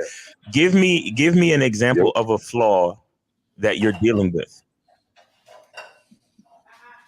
Like I would say, like my teeth are fucked up, bro. Like, you know what I'm saying? Like, I got to get my shit fixed up and all that. I don't understand. I mean, they got this shit called Invisalign, man. What I don't understand about you, surface dwellers, is that you guys never ever really solve shit. I mean, it's just common sense, young man. If your teeth all crooked and shit, get some Invisalign, brother. Fix your. I think I tweeted that, Steve. I was really saying those with messed up teeth during COVID should be winning. You know what I mean? Young grandpa, what are you doing, or what are you doing to fix that? Yeah. I am taking steps. Like, you know, I went to the dentist recently and everything, but like that shit gonna cost like $20K, but I'm like saving up to do that shit out of the country. But Damn. $20K? What the Wait, fuck is wrong with your mouth? if it's 20K, then you're getting veneers, bro. Right. You better go to Mexico. You're doing extractions and putting all fake teeth in your mouth. It's 20K. His teeth throwing up crip signs. Nah, We. I had to do like I had to do like 4 implants and shit. You know what I'm saying? Like, I lost like a lot of teeth and shit. So it's like, but it's not in my front teeth. You're not on no drugs or nothing, are you? Hey, you on drugs? Like a methamphetamines, ice, the shit that take your teeth out. You just drinking sugar drinks all day and shit. Soda. Right, like just eating three musketeers all day. Having poor hygiene and shit. Hey, real quick, something I wanted to say that I forgot. This guy right here that I was coaching, he actually asked me during our last coaching session. He said, "I'd like to ask you a serious question, and I don't know how you're going to respond." I said, "Okay, what's that?" He's having a son. He's having a son real soon. He said, "I would really love it if you could give my son his middle name." And I said, man, he said, I really, want your energy with this kid, and it would really be I'd love for you to give my son his middle name. So I did the next day, and so his name is gonna be Xander. Oh shit, what did I name him? Damn, now I can't think of it. Xander. Hold on. That's an honest moment. Honest moment. Do me a favor. Put it in the chat. It's man, what did I name him, man? Xander. Hold up. Oh, no, give me a second, man. I'm killing it. Some I did name, and I gave it some tremendous thought. Just give me 1 second. I want to say this name on the air. I really do. The hell was that? Oh, my bad. I wanted to go. He wanted to kind of go with something scriptural. So I looked through and I thought about it, and I thought, so his name is going to be Xander Ezekiel Orozco. So he's gonna have the EO in there too. So he loved it, and that's gonna be his name, man. So shout out to that little kid. That's what's up. That's what's up. I'm gonna leave that one alone. Caller, listen, look. So your teeth are bad. At least the one thing I'll tell you is that it's giving you something. It's giving you something to work towards, right? It's giving you something to work towards. Because I've had issues with the dentist and things like that. Let me grab my blanket, man. What? Grab your blanket. What are you, Linus? Motherfucker laying on the couch with a blanket, looking at YouTube. That don't sound very manly. You're at work, truck, bro. Like I'm out there. Hold on. When you smile, just keep your lips together. So wait, young grandpa, let me ask you a question. Okay, so you're saying that this is making it hard for you to feel confident or to be confident? Yeah, because he's mad at a question about some pussy. Huh? Yeah. That's one of the things. Yeah. Okay. Yeah, about a woman fucking. What was your question about that woman fucking that you posted? Oh, like I was just having a question about getting like sexually tested like before you fuck a chick and shit. Sexually tested? What do you mean? Like an actual test to see if they got STDs? Yeah. Yeah, that's normal procedure, bro. Like you need to really find out. I mean, you used to be using rubbers anyway. Yeah. Until you're married. But I think if you're gonna go to that next level, everybody needs to be checked out. It can ruin your life. Yeah, but bro, you should kind of know your status, like not just before you fuck a chick. Mine. You should know your status. Oh, so you saying if the chick needs to get tested? Yeah, exactly. So you talking about random chicks that you meet at a bar or something and try to smash the first night? Yeah, because all right, I had a situation where I hit a chick on the first night and like she was on her period and shit. So it just kind of like made me think about, you never know. And like you hit that? And you hit that? Y'all niggas is nasty. Y'all bro. niggas is filthy, dog. Nasty. bro. Hey, I told you. I'm questioning how that blanket smell right now. No, she probably Motherfuckers out here, no, bro. motherfuckers out here living wow. God, I didn't know. Wait, were you using a Hey, condom hey. at least? Were you using a condom? I was. And Okay. She didn't know either because No. It's okay. It's okay, bro. It's okay. It's okay. Sometimes a woman's period comes down during sex. It's fine. Don't worry about that. Yeah, that's fine. That's fine. Don't worry about that. Listen. But as far as that goes, you continue having sex. Make sure you're protected. Right. If you start to get into a more like serious relationship, or maybe if you start fucking her on the regular, and maybe, you know, if you want to do more, explore more, maybe you want to start eating her out and shit like that, then you might want to discuss, you know, say, hey, I want you to get tested if we're going to move forward with this sexual, relation that we have. You understand what I'm saying? But you can't go, it doesn't make sense to go up to a woman and be like, hey, so, you know, I wanted to meet you for a drink. And before you do that, I want you to get tested before I see you Friday night. That doesn't make sense, bro. That doesn't make sense. You understand? I understand that. And look, you out here getting bitches with fucked up teeth. So is the teeth really the problem, or is just your mindset? Which is it? Right. Now, my shit ain't that crazy, but it's my mindset. And that's what I'm trying to ask. Like, I'm in between a mindset. $20,000 is definitely fucked up. No, caller, go ahead. No, not 50, 20. No, that's a lot, bro. That's a lot, bro. Caller, go. No. What were you saying just now? Go back to what you were saying just now. Like, all right, so like, say you just get on a bad boy membership, like you're in between, you're in the limbo. Mm-hmm. So like, you know what I mean? If you're coming from point A to point B, that point right there is kind of like where you waver. You know what I'm saying? So well, you know why? My bad. Who was it? No, go ahead, K-Zag. No, I was gonna say the problem with that, a lot of guys who aren't used to dealing with women casually, because you have the identity of a boyfriend, you know what I'm saying? Because that's what you've been doing. So when you're in between, when you meeting these women, that same energy you had in that past relationship, you bring that same boyfriend energy and that hopeless romantic shit to the new situation. Right. So a lot of times when guys are meeting new women, they wonder why they're running the girls off, and because you've been doing shit as a boyfriend with the boyfriend mentality so long, you got to shake that shit. Right. And bro, Cola, I just want to point something out to you. You said it yourself that your confidence and whatever it is you're dealing with has everything to do with your mindset, bro. It has nothing to do with your teeth or anything else. Mm-hmm. Right. It's partly, you know what I'm saying? I got to be realistic though. Right. What's realistic? What you mean? Yeah, that's a great question. What you mean by being realistic? Like, you know, realistic, you know, where you live at, how you look. No, I'm asking what, because you said you got to be realistic. So in reference to your teeth and your confidence, what does that mean?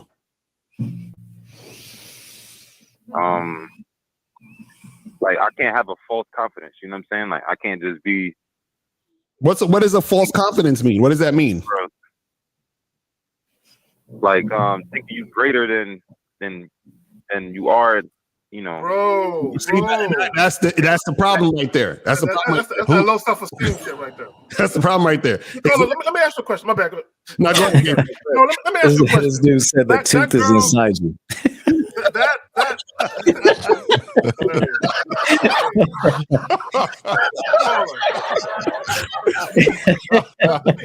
me ask you a question. Oh no!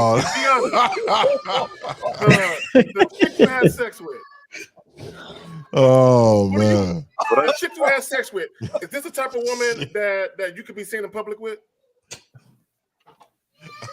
There you go. Most of them. He's most of them. Yeah, most of them. Oh no, the chick you recently had sex with, the chick that was bleeding on your shit, her. Man, that's an ugly broad bitch. Caller, this is what I'm sensing. You seem to be going for women that you think you can get based on where you think you're at. Broad. I think you want more attractive women that you're not currently getting. So if you're honest with yourself, right, that chick you probably had sex with was a chick you typically, if you could get better women, would you even have talked to that chick? Superman beat me. Be honest. If you could consistently get the women you were actually attracted to, would you have even fuck with that chick at all? Oh, No. Exactly. Shame on you. But see the thing that the problem with it is that a lot of times, when you talk about confidence is like the hardest thing for people to understand because there's so many different levels to it, because there's times where you can build your confidence by doing certain things, but you do certain things and then it comes back to how you feel about the things you did. So it's always coming back to you and how you feel about yourself, right? Now, core confidence is just having an understanding and a belief about yourself that you have. No one can really teach you that. And so what happens is that a lot of times what people are looking for is they're looking for things outside of themselves in order to say, well, I'll be confident once this thing outside of myself is to my liking. You understand what I'm saying? But core confidence is hold on. This is what I'm saying. Core confidence, for example, is saying, regardless of what's happening outside, I'm going to feel and choose to feel how I feel, regardless of what's happening outside. You see what I'm saying? So you're saying realistic. What you really are saying is, I feel like I can't be confident in myself because of this thing outside or this other thing that I'm focusing on, right? But what you got to understand is that you're choosing to feel that way. You see what I'm saying? See, I'll give you a perfect example. See, is it realistic for me to go and get into a ring and beat up Mike Tyson? Probably not. You understand what I'm saying? But confidence is me saying, I will get into the ring and fight Mike Tyson and feel like I can win. That's confidence. So it doesn't matter if I'm a win or not, or it doesn't matter if I get my ass kicked or not. The actual making the decision or feeling like I can do it and feeling like I'm okay with making that happen, that's where the confidence lies. This is what we're saying. So what's happening is in this situation is that you're making all of these quote unquote flaws cause you to not feel to feel a certain way about yourself. But remember, that's still a choice that you're making. You see what I'm saying? That's the choice you're making to feel that way. You see what I'm saying? Yeah, I can see that. I can understand that for sure. And then there's also too, I'm gonna add to Lucario's point with Mike Tyson. Like there's also men with different goals on what success looks like. Mm-hmm. So like being confident and getting in the ring with Mike Tyson is, you got to be very confident for that. Mm-hmm. But going into it and I knock him down a couple times and I still end up losing the fight, in my head I think I won. I'm not a trained Mike Tyson fighter. Mm-hmm. But at the end of the day, I still think I won this fight based upon my training or my experience at this point. Mm-hmm. So what I'm saying to you is that some people's success is different than others. Mm. Some people will say, oh, if I don't knock him out, oh man, I just was unsuccessful. Because their goal is to beat Mike Tyson. What I'm saying to you is set some realistic goals for yourself that that's based on what you can accomplish and build on that. And one last thing I'll say about that is maybe you can't fix your teeth right now, but try to keep them white as possible. I mean, you can buy teeth whiteners. You can keep a good oral hygiene routine. So, I mean, there's a lot of people that don't have perfect teeth, but they're white as they can possibly get them. And they're as clean as they can possibly get them. So I've met women who didn't have perfect teeth, but they had pretty smiles. And it's because I find something about her smile that I think is still cute. Then there's people with big ass fake white teeth. I'm like, damn, that shit don't even look right. So like, it all depends on big ass fucking teeth and shit. And so, you got to be proud of yourself, but you got to make slow steps to progress always. And there was one other thing I wanted to say. Most insufficiencies that people think they have are due to comparison. Because if you had nothing to compare it to, you wouldn't think you were inadequate or you were unattractive. But when you're looking out at somebody else and you're comparing yourself to that person, that's always going to be a problem. So you want to remember, I say this, you want to play your game. So if you don't have 20K, which I think is already inflated, but if you don't have 20K to go ahead and do what you need to do, then I think the next step would be, what's the next possible solution, whether it be temporary or permanent, at least I could keep them white. At least I could keep them clean. At least I could keep my breath fresh. And at least I could try to smile happily. Because again, I've met some women who didn't have perfect teeth, but I was like, damn, her teeth are pretty than a motherfucker to me. Like her smile is pretty. And then I met some big ass fucking reporters with big ass fake teeth. I'm like, damn, that looks whack to me. So stop comparing yourself to people. Real quick. What did the toothbrush and the whitening do to you to force getting in that motherfucking grill? You want to put the paper on that motherfucker? The paper probably like, no. Yeah, them first strips are gonna have a rough time. Them first few strips. and then get some employment where you have some great benefits. Or some of these women out here, man, like, hey man, they'll hop you on their benefits, man. Have some game about you and figure it out. Also, too, this you gotta understand too. See, lucky for you, there's a situation with your teeth that you can change, right? Lucky for you. Now, what's going to happen if there's a situation, right? No, because what's going to happen when there's a situation you can't change, right? And then are you going to just feel, upset about that for the rest of your life? Like it is what it is. Right. That's what I'm saying. So there's a level of acceptance that you have to have when it comes to this, because what happens is that anybody can talk about this. There's certain things that people can't change. It's like, well, I'm this height. I can't change my height. I'm not going to get any taller. So it is what it is. So I got to accept it or I can just complain about it all day. You see what I'm saying? Now, there are certain things you can change. You understand what I'm saying? And then you could work towards changing that if you want. But also at the end of the day, you have to be able to accept and be confident within whatever it is that you have going on, because what's going to happen is this: nobody's going to care that you're feeling sorry about yourself. You understand what I'm saying? All that people care about, and this is the crazy part, because all people care about is how they feel or how they think you make them feel, right? So now, when you're talking to a woman, she's not going to give a fuck that you feeling sorry for yourself. She's just going to be like, oh, this guy's a loser, whatever it is like that. But your confidence and your energy is something she's going to want to be around. But that first starts with you. And that also starts with accepting certain things that you can't change and then working towards changing the things that you can. Mm-hmm. Let me add this. Wait, quick caller. Ask Graw, do they have Legion of Doom insurance? The one you just fucked. Ask her, what is the Legion of Doom insurance policy, where you can see if you can get your teeth fixed. Okay. I'm gonna tell you, man, I'm a survivor, man. I will be on 3 to 4 women's benefits and get my stuff paid for. I'm telling you right now. I would be on somebody's benefit. I promise you. Yo, caller, watch the Tinder swindler and Hey, I remember I was seeing this one chick. Let me tell you a quick story real fast. I was seeing this one chick who was pretty as fuck, real pretty, man. And she had beautiful teeth, but she had very bad breath. And I was like, you know what? I can't do this. I'm gonna be honest with you. You pretty as a motherfucker. You look good as shit, but I can't kiss you and I can't see you. So unfortunately, it's over. And so what I'm telling you is, you could even have nice teeth, but if your oral hygiene is not good, focus on the scent of your breath. Focus on that should be the importance right now. If I was gonna give you some game, in addition to what everybody else said, which was true, you got to focus on how your breath smells, how they look. Forget about how crooked they are. Can you get them whiter?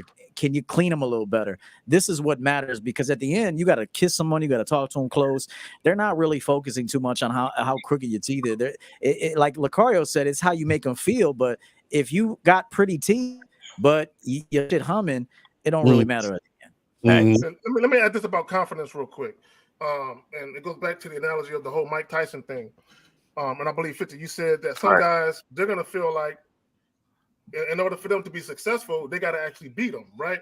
My thing is sometimes getting over your fear and just going out there and striking out there and doing something.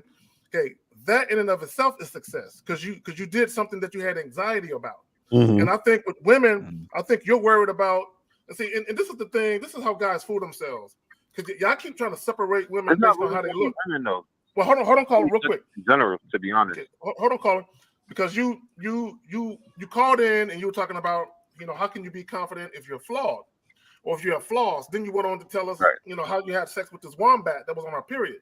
So it's almost like you're saying that an unattractive woman will be more appreciative of who you are versus a pretty woman, as if there's a difference. They're still women, bro. You know what I'm saying? So I think you're placing too much of an emphasis on the prettier a chick is, the more flawless I have to be. Okay, and that bitch is flawed. EO just told you about a chick with dragon breath. Right. And I keep telling y'all men. Goddamn shame, bro. I was like, you so pretty, but you stink. Get away from me. I keep telling y'all men too, man. If y'all missing something, lacking something in your life, you shouldn't be out here fucking for free. Man, stop giving away this dick for free. And I keep telling y'all all the time, you know that you look, I got something going on in my life and I need you to help me with it. You know what I mean? This is what it is. These teeth is fucked. And I need this shit to be worked out. Add me onto your benefits. You know what I mean? And I keep pleasuring your bottom half. That's how it works. That's how it works, man. That's what's up. I like it. Fuck that. Giving out this free dick. I'm not nice like that, bro. Dick for teeth. Dick for teeth. Make it happen, bro. Let's Superman. Hey, that's a hashtag. That's a hashtag, man. And get your little GoFundMe page. Get your little GoFundMe. Right. We can win together. Caller, listen, go listen to the confidence program on the Bad Boy membership again and again until you get it. All right, bro? And another thing, you see, and before I get off, I just want to say this to everybody too, man. Because I recently got my testosterone tested. My shit was low. Oh, so that's another thing people got to look into, man. Okay. Yo, what was low? It's testosterone. Testosterone. I would never find out. I'm a pit bull every day. I don't even know. I wouldn't even check. Like my shit is fine. That's another part of your mindset as well, because the low testosterone report might be lowering your confidence as well. So again, that's bullshit. That's bullshit, man. Mindset is where you start from, bro. So you really got to make a choice to put your mind in the right space before you move forward. All right, bro? That's like asking a woman, do she like me? I don't give a fuck about that. You know what I mean? Like that's certain, like her child. I be seeing like motherfucking that baseball player, Frank fucking, I forgot his name. Oh yeah, Frank Thomas or something. Oh, just get these pills. It's just so much you're missing, and it's just, man, I don't give a fuck about that, man. Do this motherfucker rock up when the bitch walk past me? Like I understand myself. Sometimes I don't want to do it. You know, does that mean my shit's low? Maybe, but you know what? I'm cool with that. This is what I want. Like shit, if I get to 60 and I wanted to say fuck it, I'm gonna say fuck it. Like I don't understand why. I don't know what's up with all this other stuff, man. Well, let me say this to the caller. Let me say this to the caller. Caller, you might not know this. He's gone. But I have buck teeth. Okay. But that shit don't bother me. I still smile like a motherfucker. I cheese and all my. You got buck teeth, bro? You got buck teeth? He's a ballerina. That's what bothers him. Your shit is bucked? Hey, Zag, your shit is fucked? Let me see. Hold on. No. I ain't never checked no man's teeth. He's smiling for me, Zag. Smile for me. I don't see what this nigga's out here with buck teeth. Zag is my nigga. When I was a kid, I used to suck my thumb and shit. Zag, hold on, dog. Hold on. Come on, Zag. Hold on, Zag. Hold on. You are letting loose a whole lot of information. So as a young man, you're saying you had a kid. So as okay, I'll give you a pass on that because I'm like, when did it stop? You had the sucking sensation needed to happen. About 8 or 9 years old, when he hit that window. Okay, all right. We got a call, man. We got a let's do it. 111. You're on live with the Real Game panel. What's up? 111. That's like a troll. Hello, 111. Oh, yeah, Nez, what up, bro? No, I'm good. How are you? Chilling, man. How you doing, man? You got a question? What's going on with you? Yeah, hi, what's up, everybody? Yeah, so my question right is... here. Everybody read this real quick. Everybody read this out loud for me. You got perfect teeth and still get played by women if you don't have any game facts. That's big facts. 100%. Go ahead, Nez. Go ahead, bro. No, given you guys quite rightly told the previous caller to get his manky teeth fixed by getting orthodontics and teeth whitening and stuff. What's your you guys' opinions about a guy who's perhaps getting on a bit in age and showing some signs of aging, like facial wrinkles and crow's feet, getting some. Man, only women care about that. Are you kidding me? Like, we're not, like, when is men become so women-like? This shit pisses me off. Let me say this, bro. All these little products y'all fucking prancing around, this shit fucking makes me mad. Men need to be men. We fucking wrinkle. Are you kidding? It comes with age. He's joking. This motherfucker is on, like, this is absolutely ridiculous. Like, what are we teaching young men? I think Nez is on the sushi list, bro. I think he's going on the sushi list, bro. This is you're on the sushi list. Oh my God, it blows my blood pressure. Put him on the That's fucking ridiculous. Hey, we got a no call list right now, bro. We're working a no call list. Yeah, man, this is ridiculous, man. I can't believe it. Oh, you know, the wrinkles and the eagle's crow nest feet on my face. I don't. All right. Like, what the fuck? Nez, do you have another question? Let's get off of that topic. You have another question, bro? Yes, your last question ever. So make it good. No, that was a question I wanted to ask. No, Okay, Oh my God. Yeah, well, Nez, teeth is much different from like, you know, cosmetic, like, you know, facial features and shit like that. Teeth have a direct effect on your overall health. Like, if your teeth are messed up, you can actually affect your heart and your bloodstream. And you can have a heart attack from having bad teeth. That's real shit. So teeth is not just for cosmetic reasons. Teeth is actually for your health. You understand what I'm saying? So, you know, you have to understand the difference between the two. But thanks for calling in the show, Nez. Take it easy, man. We got never call back. 617. Rest in peace. You're on live with the Real Game No Theory panel. What's up? Give him what's going on, fellas? R.I.P., bro. Just the R.I.P. Yeah. Old boy was talking about confidence. So my flaw is I'm very disorganized sometimes, and that I feel like that messes with my life and dating and everything else. So I know, like, his was like cosmetic and his teeth and stuff, but mine is more like, you know, just organizing and speaking and all that. So what is that's not it. That's not it. That's just a lie that you tell yourself every morning. Your That's problem coping. The problem is you don't have one of us teach. You're not under one of us as a student. That's your problem. That's your biggest problem. All the other Cola, do you have a coach? No, but I'm on the Bad Boy membership. Okay. Well, yeah, you better be doing it. I mean, you doing it?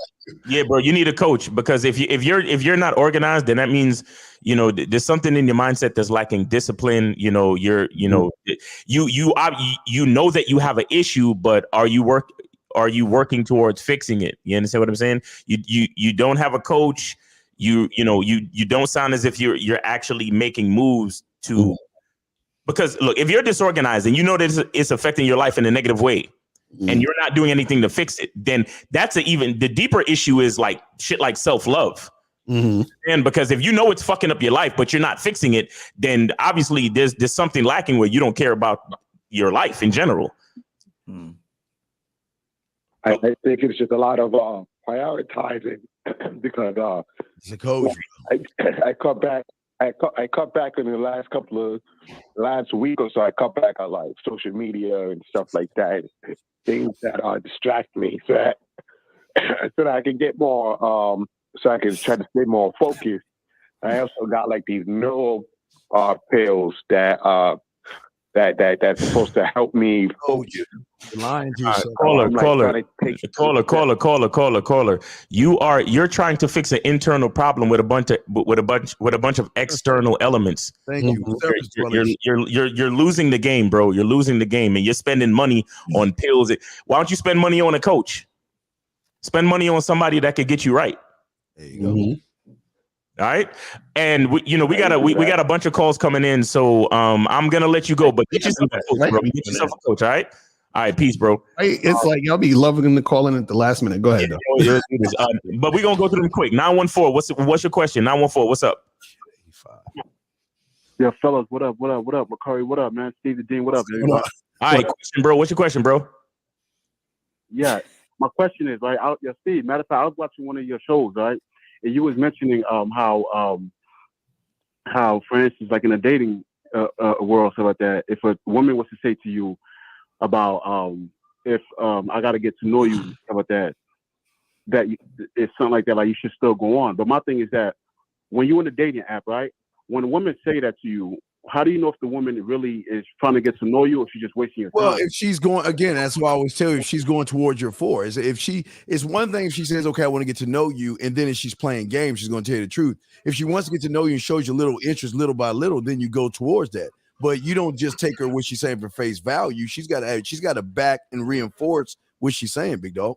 See, caller. I don't know if you really pay attention to what we say, because you asked, how do you know she's playing games?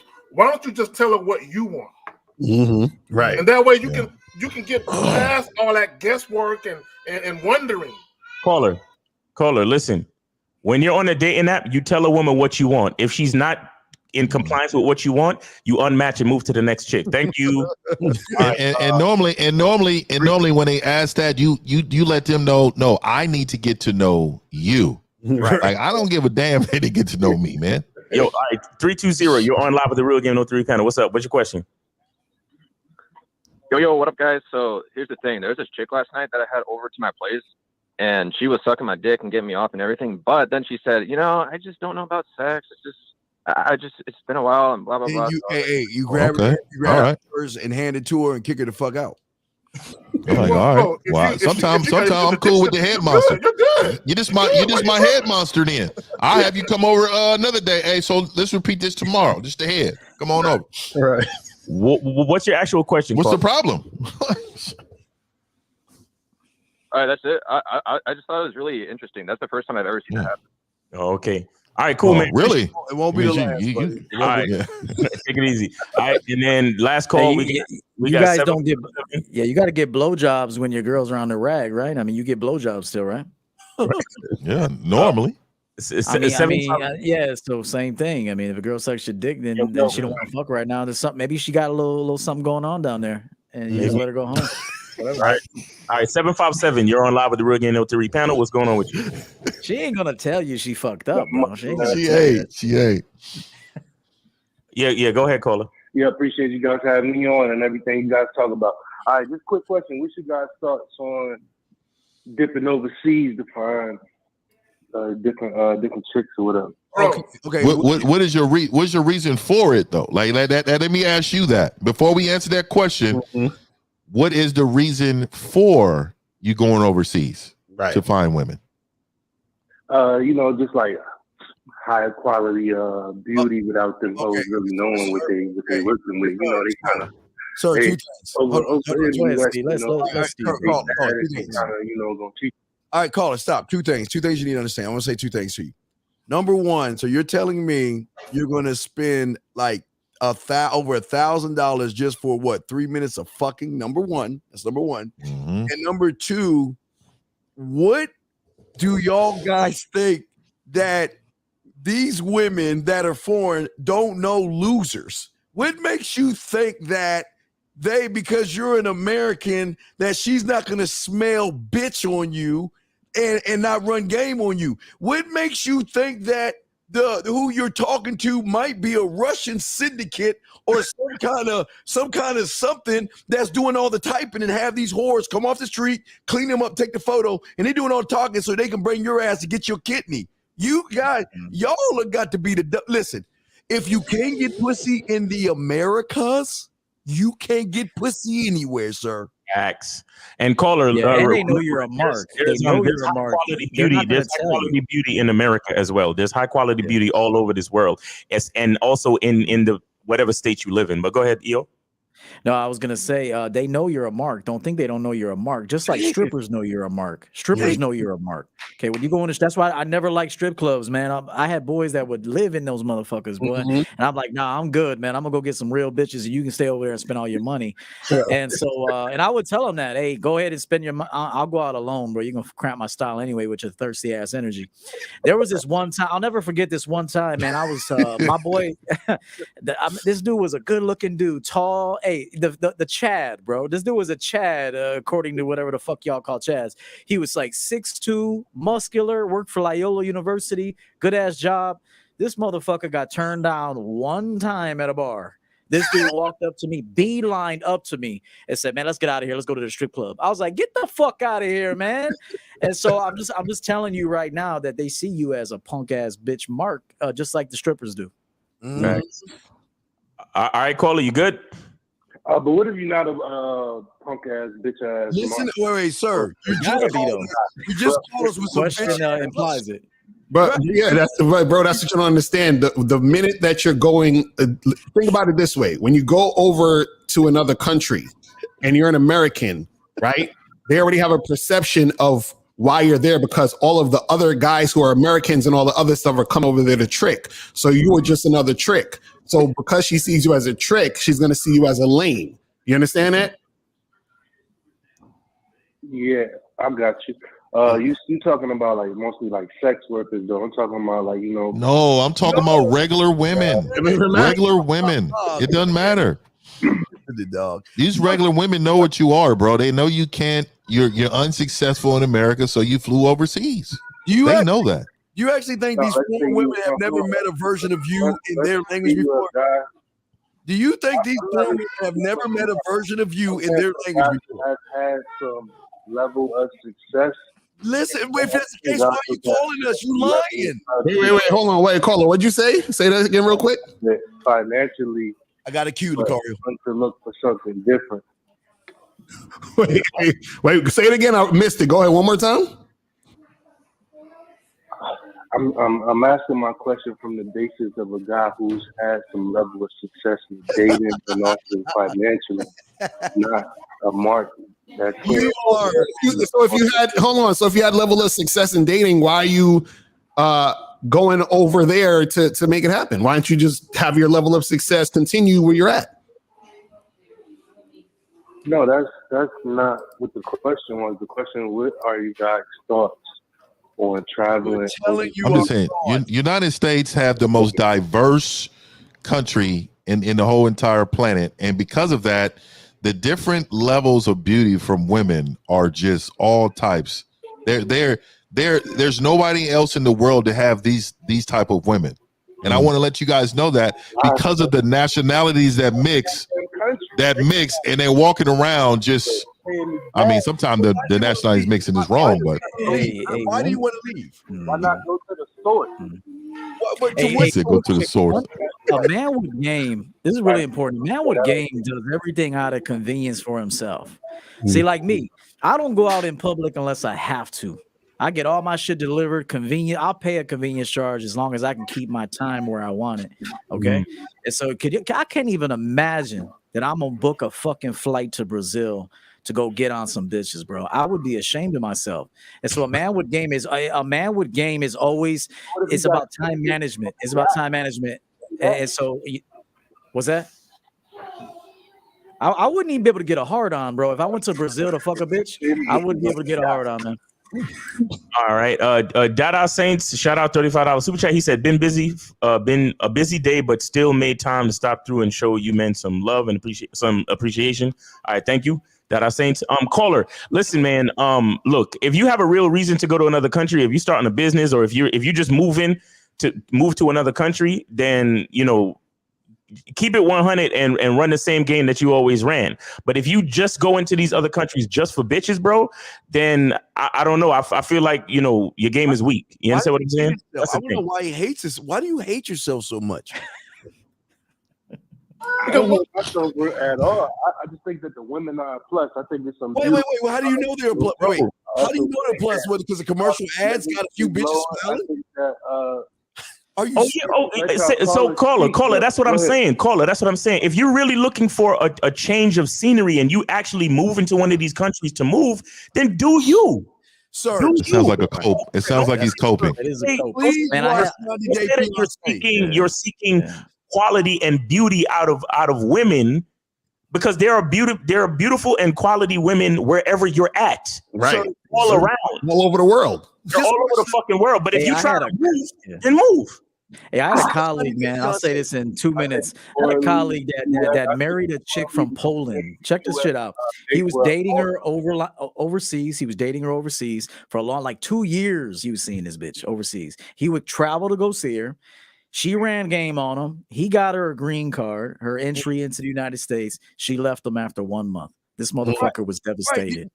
Wow. That's a Do you ever see 90 Day Fiance? I see it on my Facebook timeline all the time.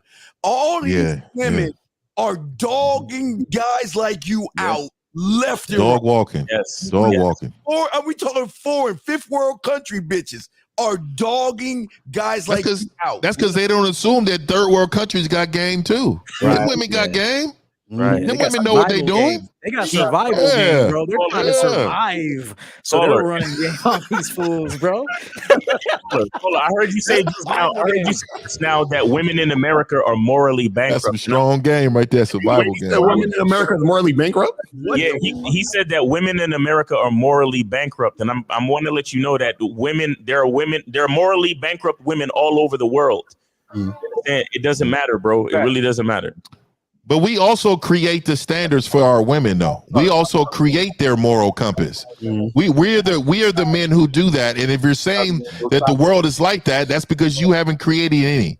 Right. Like everybody I've ever been with in my life, I made them better, but by being with me. We have 3 calls left. Are we doing this? Nah, we listen. Yeah. There's a few more we gone. Let me ask him real quick. He's gone. Okay. Let me ask him real quick. A lot No, of he's you gone dudes, though. I know. 2 minutes, but 2 minutes each. But a lot of you dudes who be going overseas, y'all aren't having sex with women who are pharmacists, nurses, the professional women. Y'all are dealing with broke chicks that live in tin huts. You know what I'm saying? So why y'all playing? Exactly. And they still getting gamed up.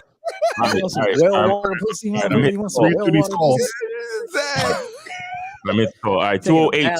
You're on live with the Real Game No 3 panel. What's up? 208. What's up? I ain't never smashed in the hut. I need to do that. Yeah, 208. Your question real quick. Hey, yeah, give me a no. Hello?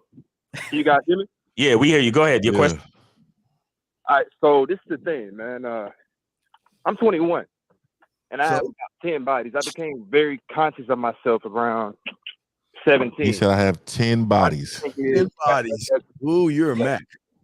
So, no. I'm not saying that to brag. I'm saying that because I have self-control and I value my dick. So why do we give a fuck about how many bodies you got? Why do you think you give a fuck about your body? What's the question, though? What's the question? Yeah, well, what's the question? No.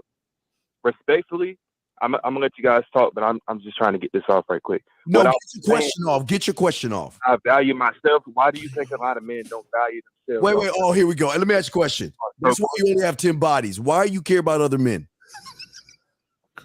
No, I'm young as hell, man. Y'all sir. So let me add some. Yeah, let me add something to this though. Let me add something to it. And I gotta say this, young man. So I respect young people. I try to give them a pass more than anybody else because I know a lot of their guidance come from a lot of weak men and a lot of emotional women. So let me just tell you this, man. In your life, being sexually disciplined, is that something that you wanted to do? Think about what I'm asking you, where this is a rhetorical question, so you don't necessarily need to answer. Is this something you want to do, or society told you needed to do that? Or is it a point where a woman said, hey, this is more desirable? What I'm saying is you're letting others lead you without you even knowing. So what I'm saying is if you feel like discipline is something you want in your life, you got to remember that's fine. But it's going to be very difficult to find a woman, if that's what you want, that's going to be honest about her being disciplined. So I understand your moral compass, but imagine somebody else's in this world. You're going to have to create your own narrative with whoever you have in your life, young man. Do you understand that? I truly do. OG, I respect that. What I'm saying is, why? Like, what would it take for men to start valuing their dick? Okay, sir. But hold on. What do you mean by valuing your dick? What does that mean? Like men, plural. Right. What does that mean? Real quick. The energy exchange that comes from it. Why? You've been talking to a woman, haven't you? Had to be, dog. Bro, is it? Hold on. Valuing your dick. Hold on, valuing your dick is you saying this is my dick and I do whatever I want with it. My. You see what I'm saying? Man, Yeah, well, whether that is fuck women or whether that's not fuck women, Right. that's Lucario is correct. It's like it's whatever you want to do with your dick. It's your dick, right? Just like valuing your money, same thing. You either value your money or you spend it on anything, and now you don't have no money, so you got to be disciplined everywhere. He's trying to make the point that, if a guy has a lot of bodies, that means he doesn't value his dick versus a guy that has less bodies. That's bullshit. You know what I'm saying? That has nothing to do I with got a lot of bodies. I'm sorry. We all on this panel got lots of bodies. Yeah, I'm trying to get mine back. I want 250 back to the game. Hold on, guys. Hold on. Real quick. Let him go. Hey, we all a grown men here, man. I just called just to ask a question. I can't even get my question out respectfully, and I'm younger than all y'all. Okay, but wait, young man. But when you talk about other men, we got to correct you, young man. If you're talking about yourself, it's one thing, but you're talking about men, and why you just said men? You didn't say me. You said men, right? What I said, men. Yeah. What I'm saying is, what do you think it would take for us to value our dicks to not waste time on women? I couldn't finish it because y'all cut me off. Oh, Jesus Christ! But how are you wasting time on women? Yeah, what is your dilemma right now that prompted that question? No. I'm saying by all of you guys having platforms, right? Mm-hmm. There's a lot of young men out here that are lost. What would it take? I'm just asking a simple question. It may be an opinion from you guys. What do you think it would take for men to start valuing their dicks and to start focusing on their, making money? By But see, that's the problem, brother. Your question, the problem is in your question, man. There's a narrative in your question. Where did you get this information that men out here don't value their dicks? I try to tell him that. I told him what he's consuming is. I just told him that. Us as a damn man, I can't even get it out. Here, I could give him an example of when I figured that out, because I came to that conclusion at some point in my life. I was fucking hundreds of women, bro, and then at one point I decided, I said, damn, none of these bitches are really worth all this dick I'm giving them. And so then I decided, I said, now there has to be a criteria to get the dick. There has to be, there was a time I fucked bitches and it was just based on looks alone and just having fun. And after a while, after I'm giving them all these performances, I'm like, damn, these motherfuckers are not worth it. And so I said, so I made the decision. Nobody told me, no OG told me, no book told me, nobody told me. It was like, I woke up, I said, hold up, I'm giving all these performances and they ain't doing shit. And so finally I said, from now on, they got to bring me tremendous value to get this dick. Right. So it wasn't like someone said it. I just decided it, and this is the last thing, caller. And then I stuck with it, and I'm gonna stick with it till the day I die now. So once you make a decision, now you have to stick with that, and that's when you'll get the results you want. Well, this is what he doesn't understand. You're asking a question, but you refuse to listen to the answer, young man. We're trying to tell you, in order to fix your mind correctly, you must focus on the single man and not the abundance of men. You cannot fix what is outside of you, man. Right. And your mindset is set on questions that have nothing to do with you. And that's why you and other surface dwellers like you will never get this until you get your ass and get a coach that he can punch you in your chest and get you to see the world for what the fuck it is versus what your cake ass wanted to be like, young man. All right, caller. I respect all that, but I'm way above most men around me. See, that's the problem. See, he don't get it. He don't get it. Yeah, that's get it. Caller. You're young, and you say I'm passionate about your stance, and that's great. But you still have a lot of learning to do, and you will learn it. So shout out to you, and thanks for calling the show. Peace. 7 8. And real talk, I'd rather him be confident and speak like that than say I fucking hate myself and I'm ugly and I got nasty ass. Yeah, I agree. So if we got to choose one or the other, I'd rather you think you're dope as fuck. Facts. 786. You're on live with the Real Game No Theory panel. What's up? Question. Hey, what's good? Hey, what's good, guys? Wait, stop, caller, stop. Caller, stop. I have a question for you. Why the fuck are you calling right now before we get started? I just want to know. Why are you calling right now? We start at 12 Eastern time and we finish at 2 Eastern time. Why are you calling now? I just want to know. I just wanted to put an info about that caller that was talking about Colombia, because I recently went there last January. So I wanted to give an insight, about this whole passport, going to another country. See, the Go ahead. is that most. All right, Go ahead, bro. Just start talking about it. 60 seconds. Go ahead.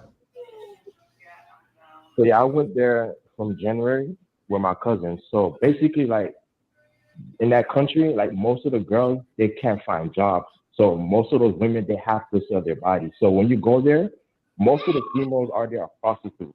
So all these guys that be saying, oh, you know, women treat you better, it's not really true because all those women, all those women doing there, they sell their bodies.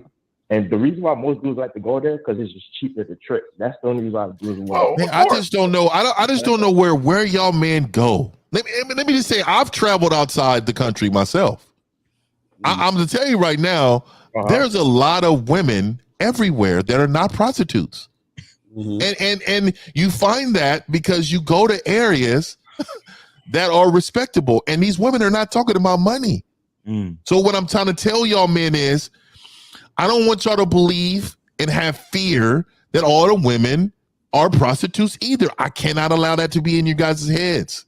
So for me, my experience, this is me. I've seen a lot of quality women outside of the country, but I've seen equally quality women in the United States. So I will never travel to go see what's over there. If I'm there and I'm having a vacation and I'm chilling, that's something different. But like for you guys to put fear in men's head and say, hey, there's a lot of prostitutes, that's really red pillar stuff, dog. Like that, like, oh, don't get married because all these little stats and data are showing. Like, we don't want to put fear in men's head. We want men to understand if they lead with their principal values and morals, they'll be successful no matter what part of the world you're in. All right, caller. When I was saying all the women are prostitutes, I wasn't saying it to like say that, oh, you're not going to find a woman that's not a prostitute. What I'm saying is that most dudes, when they go there, they're 9 times out of 10, the only reason why they want to go there is just so they can. No, I get it. I get his point. I think I understand what he's trying to say. Is that guys act like they're going there and just meeting regular everyday chicks. Right. That's not who they meeting. They meeting what he's talking about. Exactly. All right, caller. We appreciate you, man. Thanks, man. Let's get to the next call. 775. What's going on? What's your question? How you doing, gentlemen? Good, man. What's going on? What's your question? I have a question when it comes to dealing with a married woman.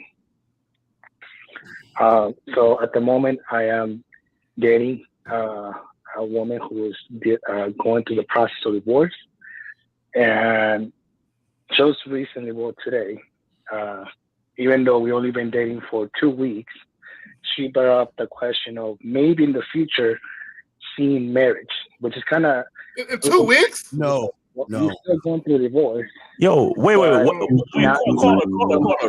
What is your actual question for yourself? What is your question? And are you hitting it wrong? And too many men say the word dating. Too many men say dating. I'm dating someone. Like, what the fuck? I said that, EO. I said All we right, gotta stop that, man. Bullshit. Hold on, caller. What is your question? My question is, are her emotions fake or just delusional?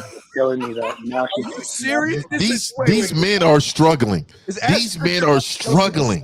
We on pumps right now. You're kidding, right, caller? You're lying to us right now. And caller, you say you've been dating for 2 weeks, so that means y'all had sex for the first time 2 weeks ago? I gotta cut this one up. Or you just took her out for the first time 2 weeks ago? Jesus Christ. We've been seeing each other for 6 months. You've been seeing each other for 6 months. So why did you say 2 weeks ago? Yeah, where the fuck did 2 weeks come from? 2 weeks ago, I said making it official as boyfriend and girlfriend. Oh, so are we serious? Why? Hold on, caller. This is what you need to understand. You have to understand what you're actually doing.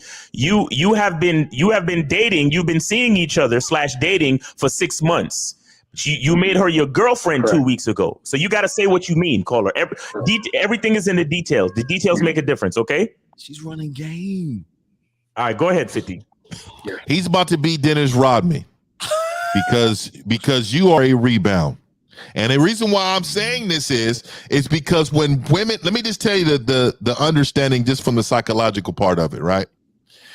During the transition of marriage, of a relationship, or whatever it is, there is a time period where the person, the woman, Not men. See, men, we process different. But a lot of times women, they want to be validated. They want to feel attached and close to someone. So what they do is, in that span of time, they get a hold of somebody who delivers those things that they need in order to move on. Mm-hmm. When she frees herself emotionally from that man's connection or whatever they had, then she's going to view you as someone who's beneath her. Mm-hmm. And that's what it's called the rebound, because she doesn't respect a man like you to give up all your resources to be in a relationship with someone who's married, because she obviously valued marriage.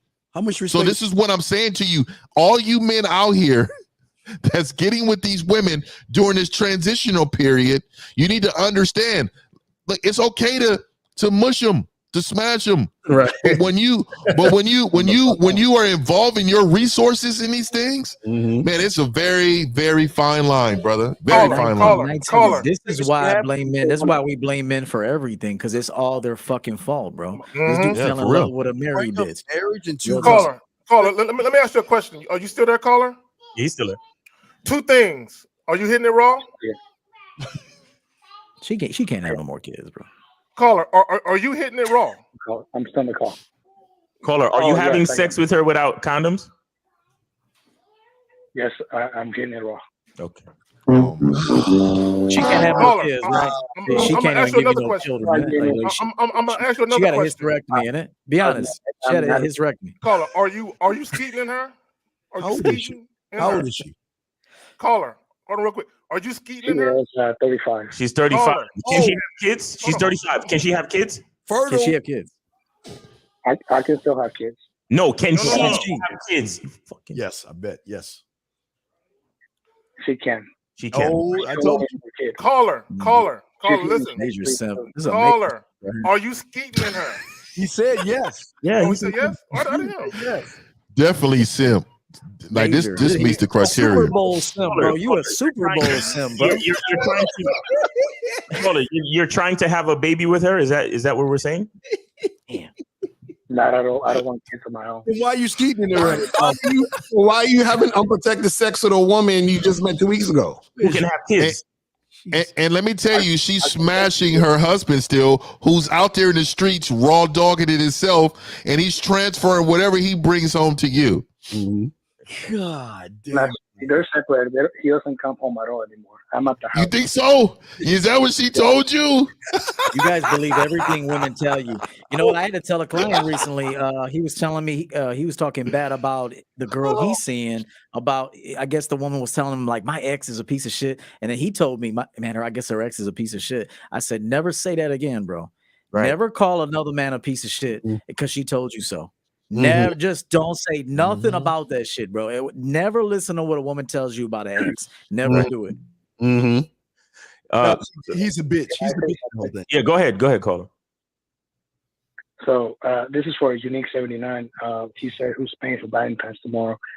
We were supposed to give each other's gifts, but based on her attitude or some things that she did, I canceled. Wait, what did she do? You need to break it off right now. Break it off right now. Call her right now. I'm curious. What did she do? What did she do? It kind of became distant.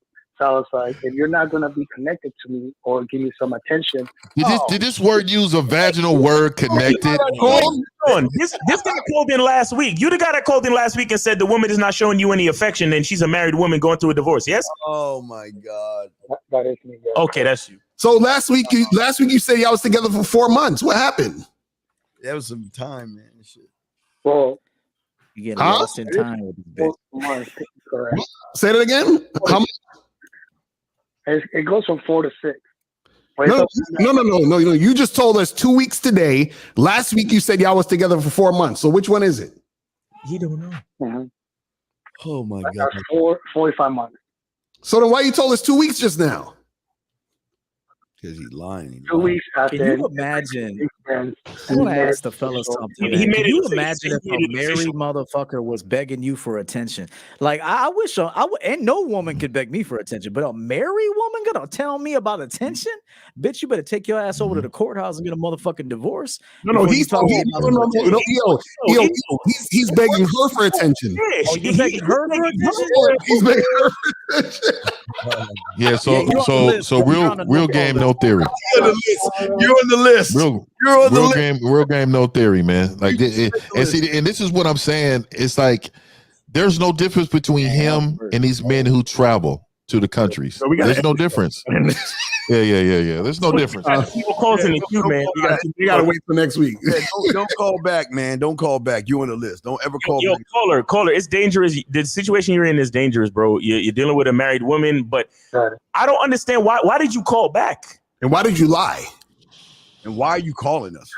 Well, I'm calling back to see if the situation is making sense, but I'm not really lying because, yes, I got the time frames wrong, but I'm kind of giving like a decently accurate month. Well, 2 weeks and 4 months is two different things, bruh. It's not always going to be accurate, but it's close. Hey, caller, be honest about this. Be honest about this. Are you pussy whooped?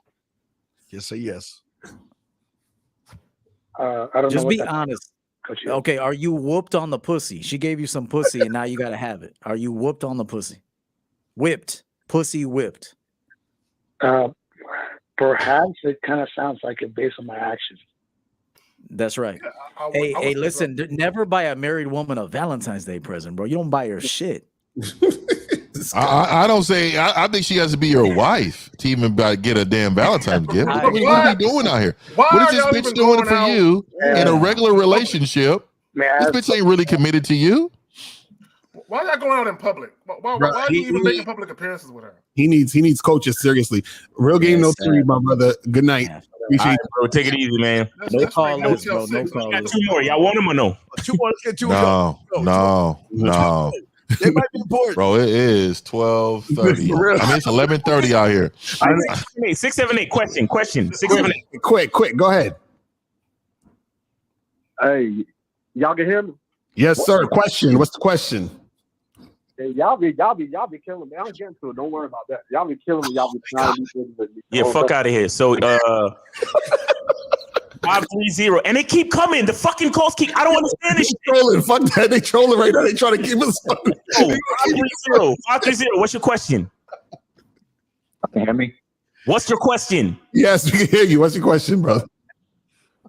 All right, yo, you guys can end the show right after this call, man, bro. I just wanted to say thank you for you guys. This motherfucker gave us permission to end the show after the call. All right, we're old men over here, man. Like, who the fuck these motherfuckers think they be talking to? Caller, we appreciate you, man. Thank you. We appreciate you, man. Take it easy. All right? I don't know. That's like going to somebody's house. Hey, man, y'all can go ahead and have a seat. Like, what the fuck are you talking to? Who are you talking to, bro? That's what 830. Crazy out here, man. 830. What's your question? I'm glad we took this call because that motherfucker was not dictating nothing. That was a troll. Perfect. All right, we out of here. That was. All right, guys. We'll see y'all later next week. Hey, respect.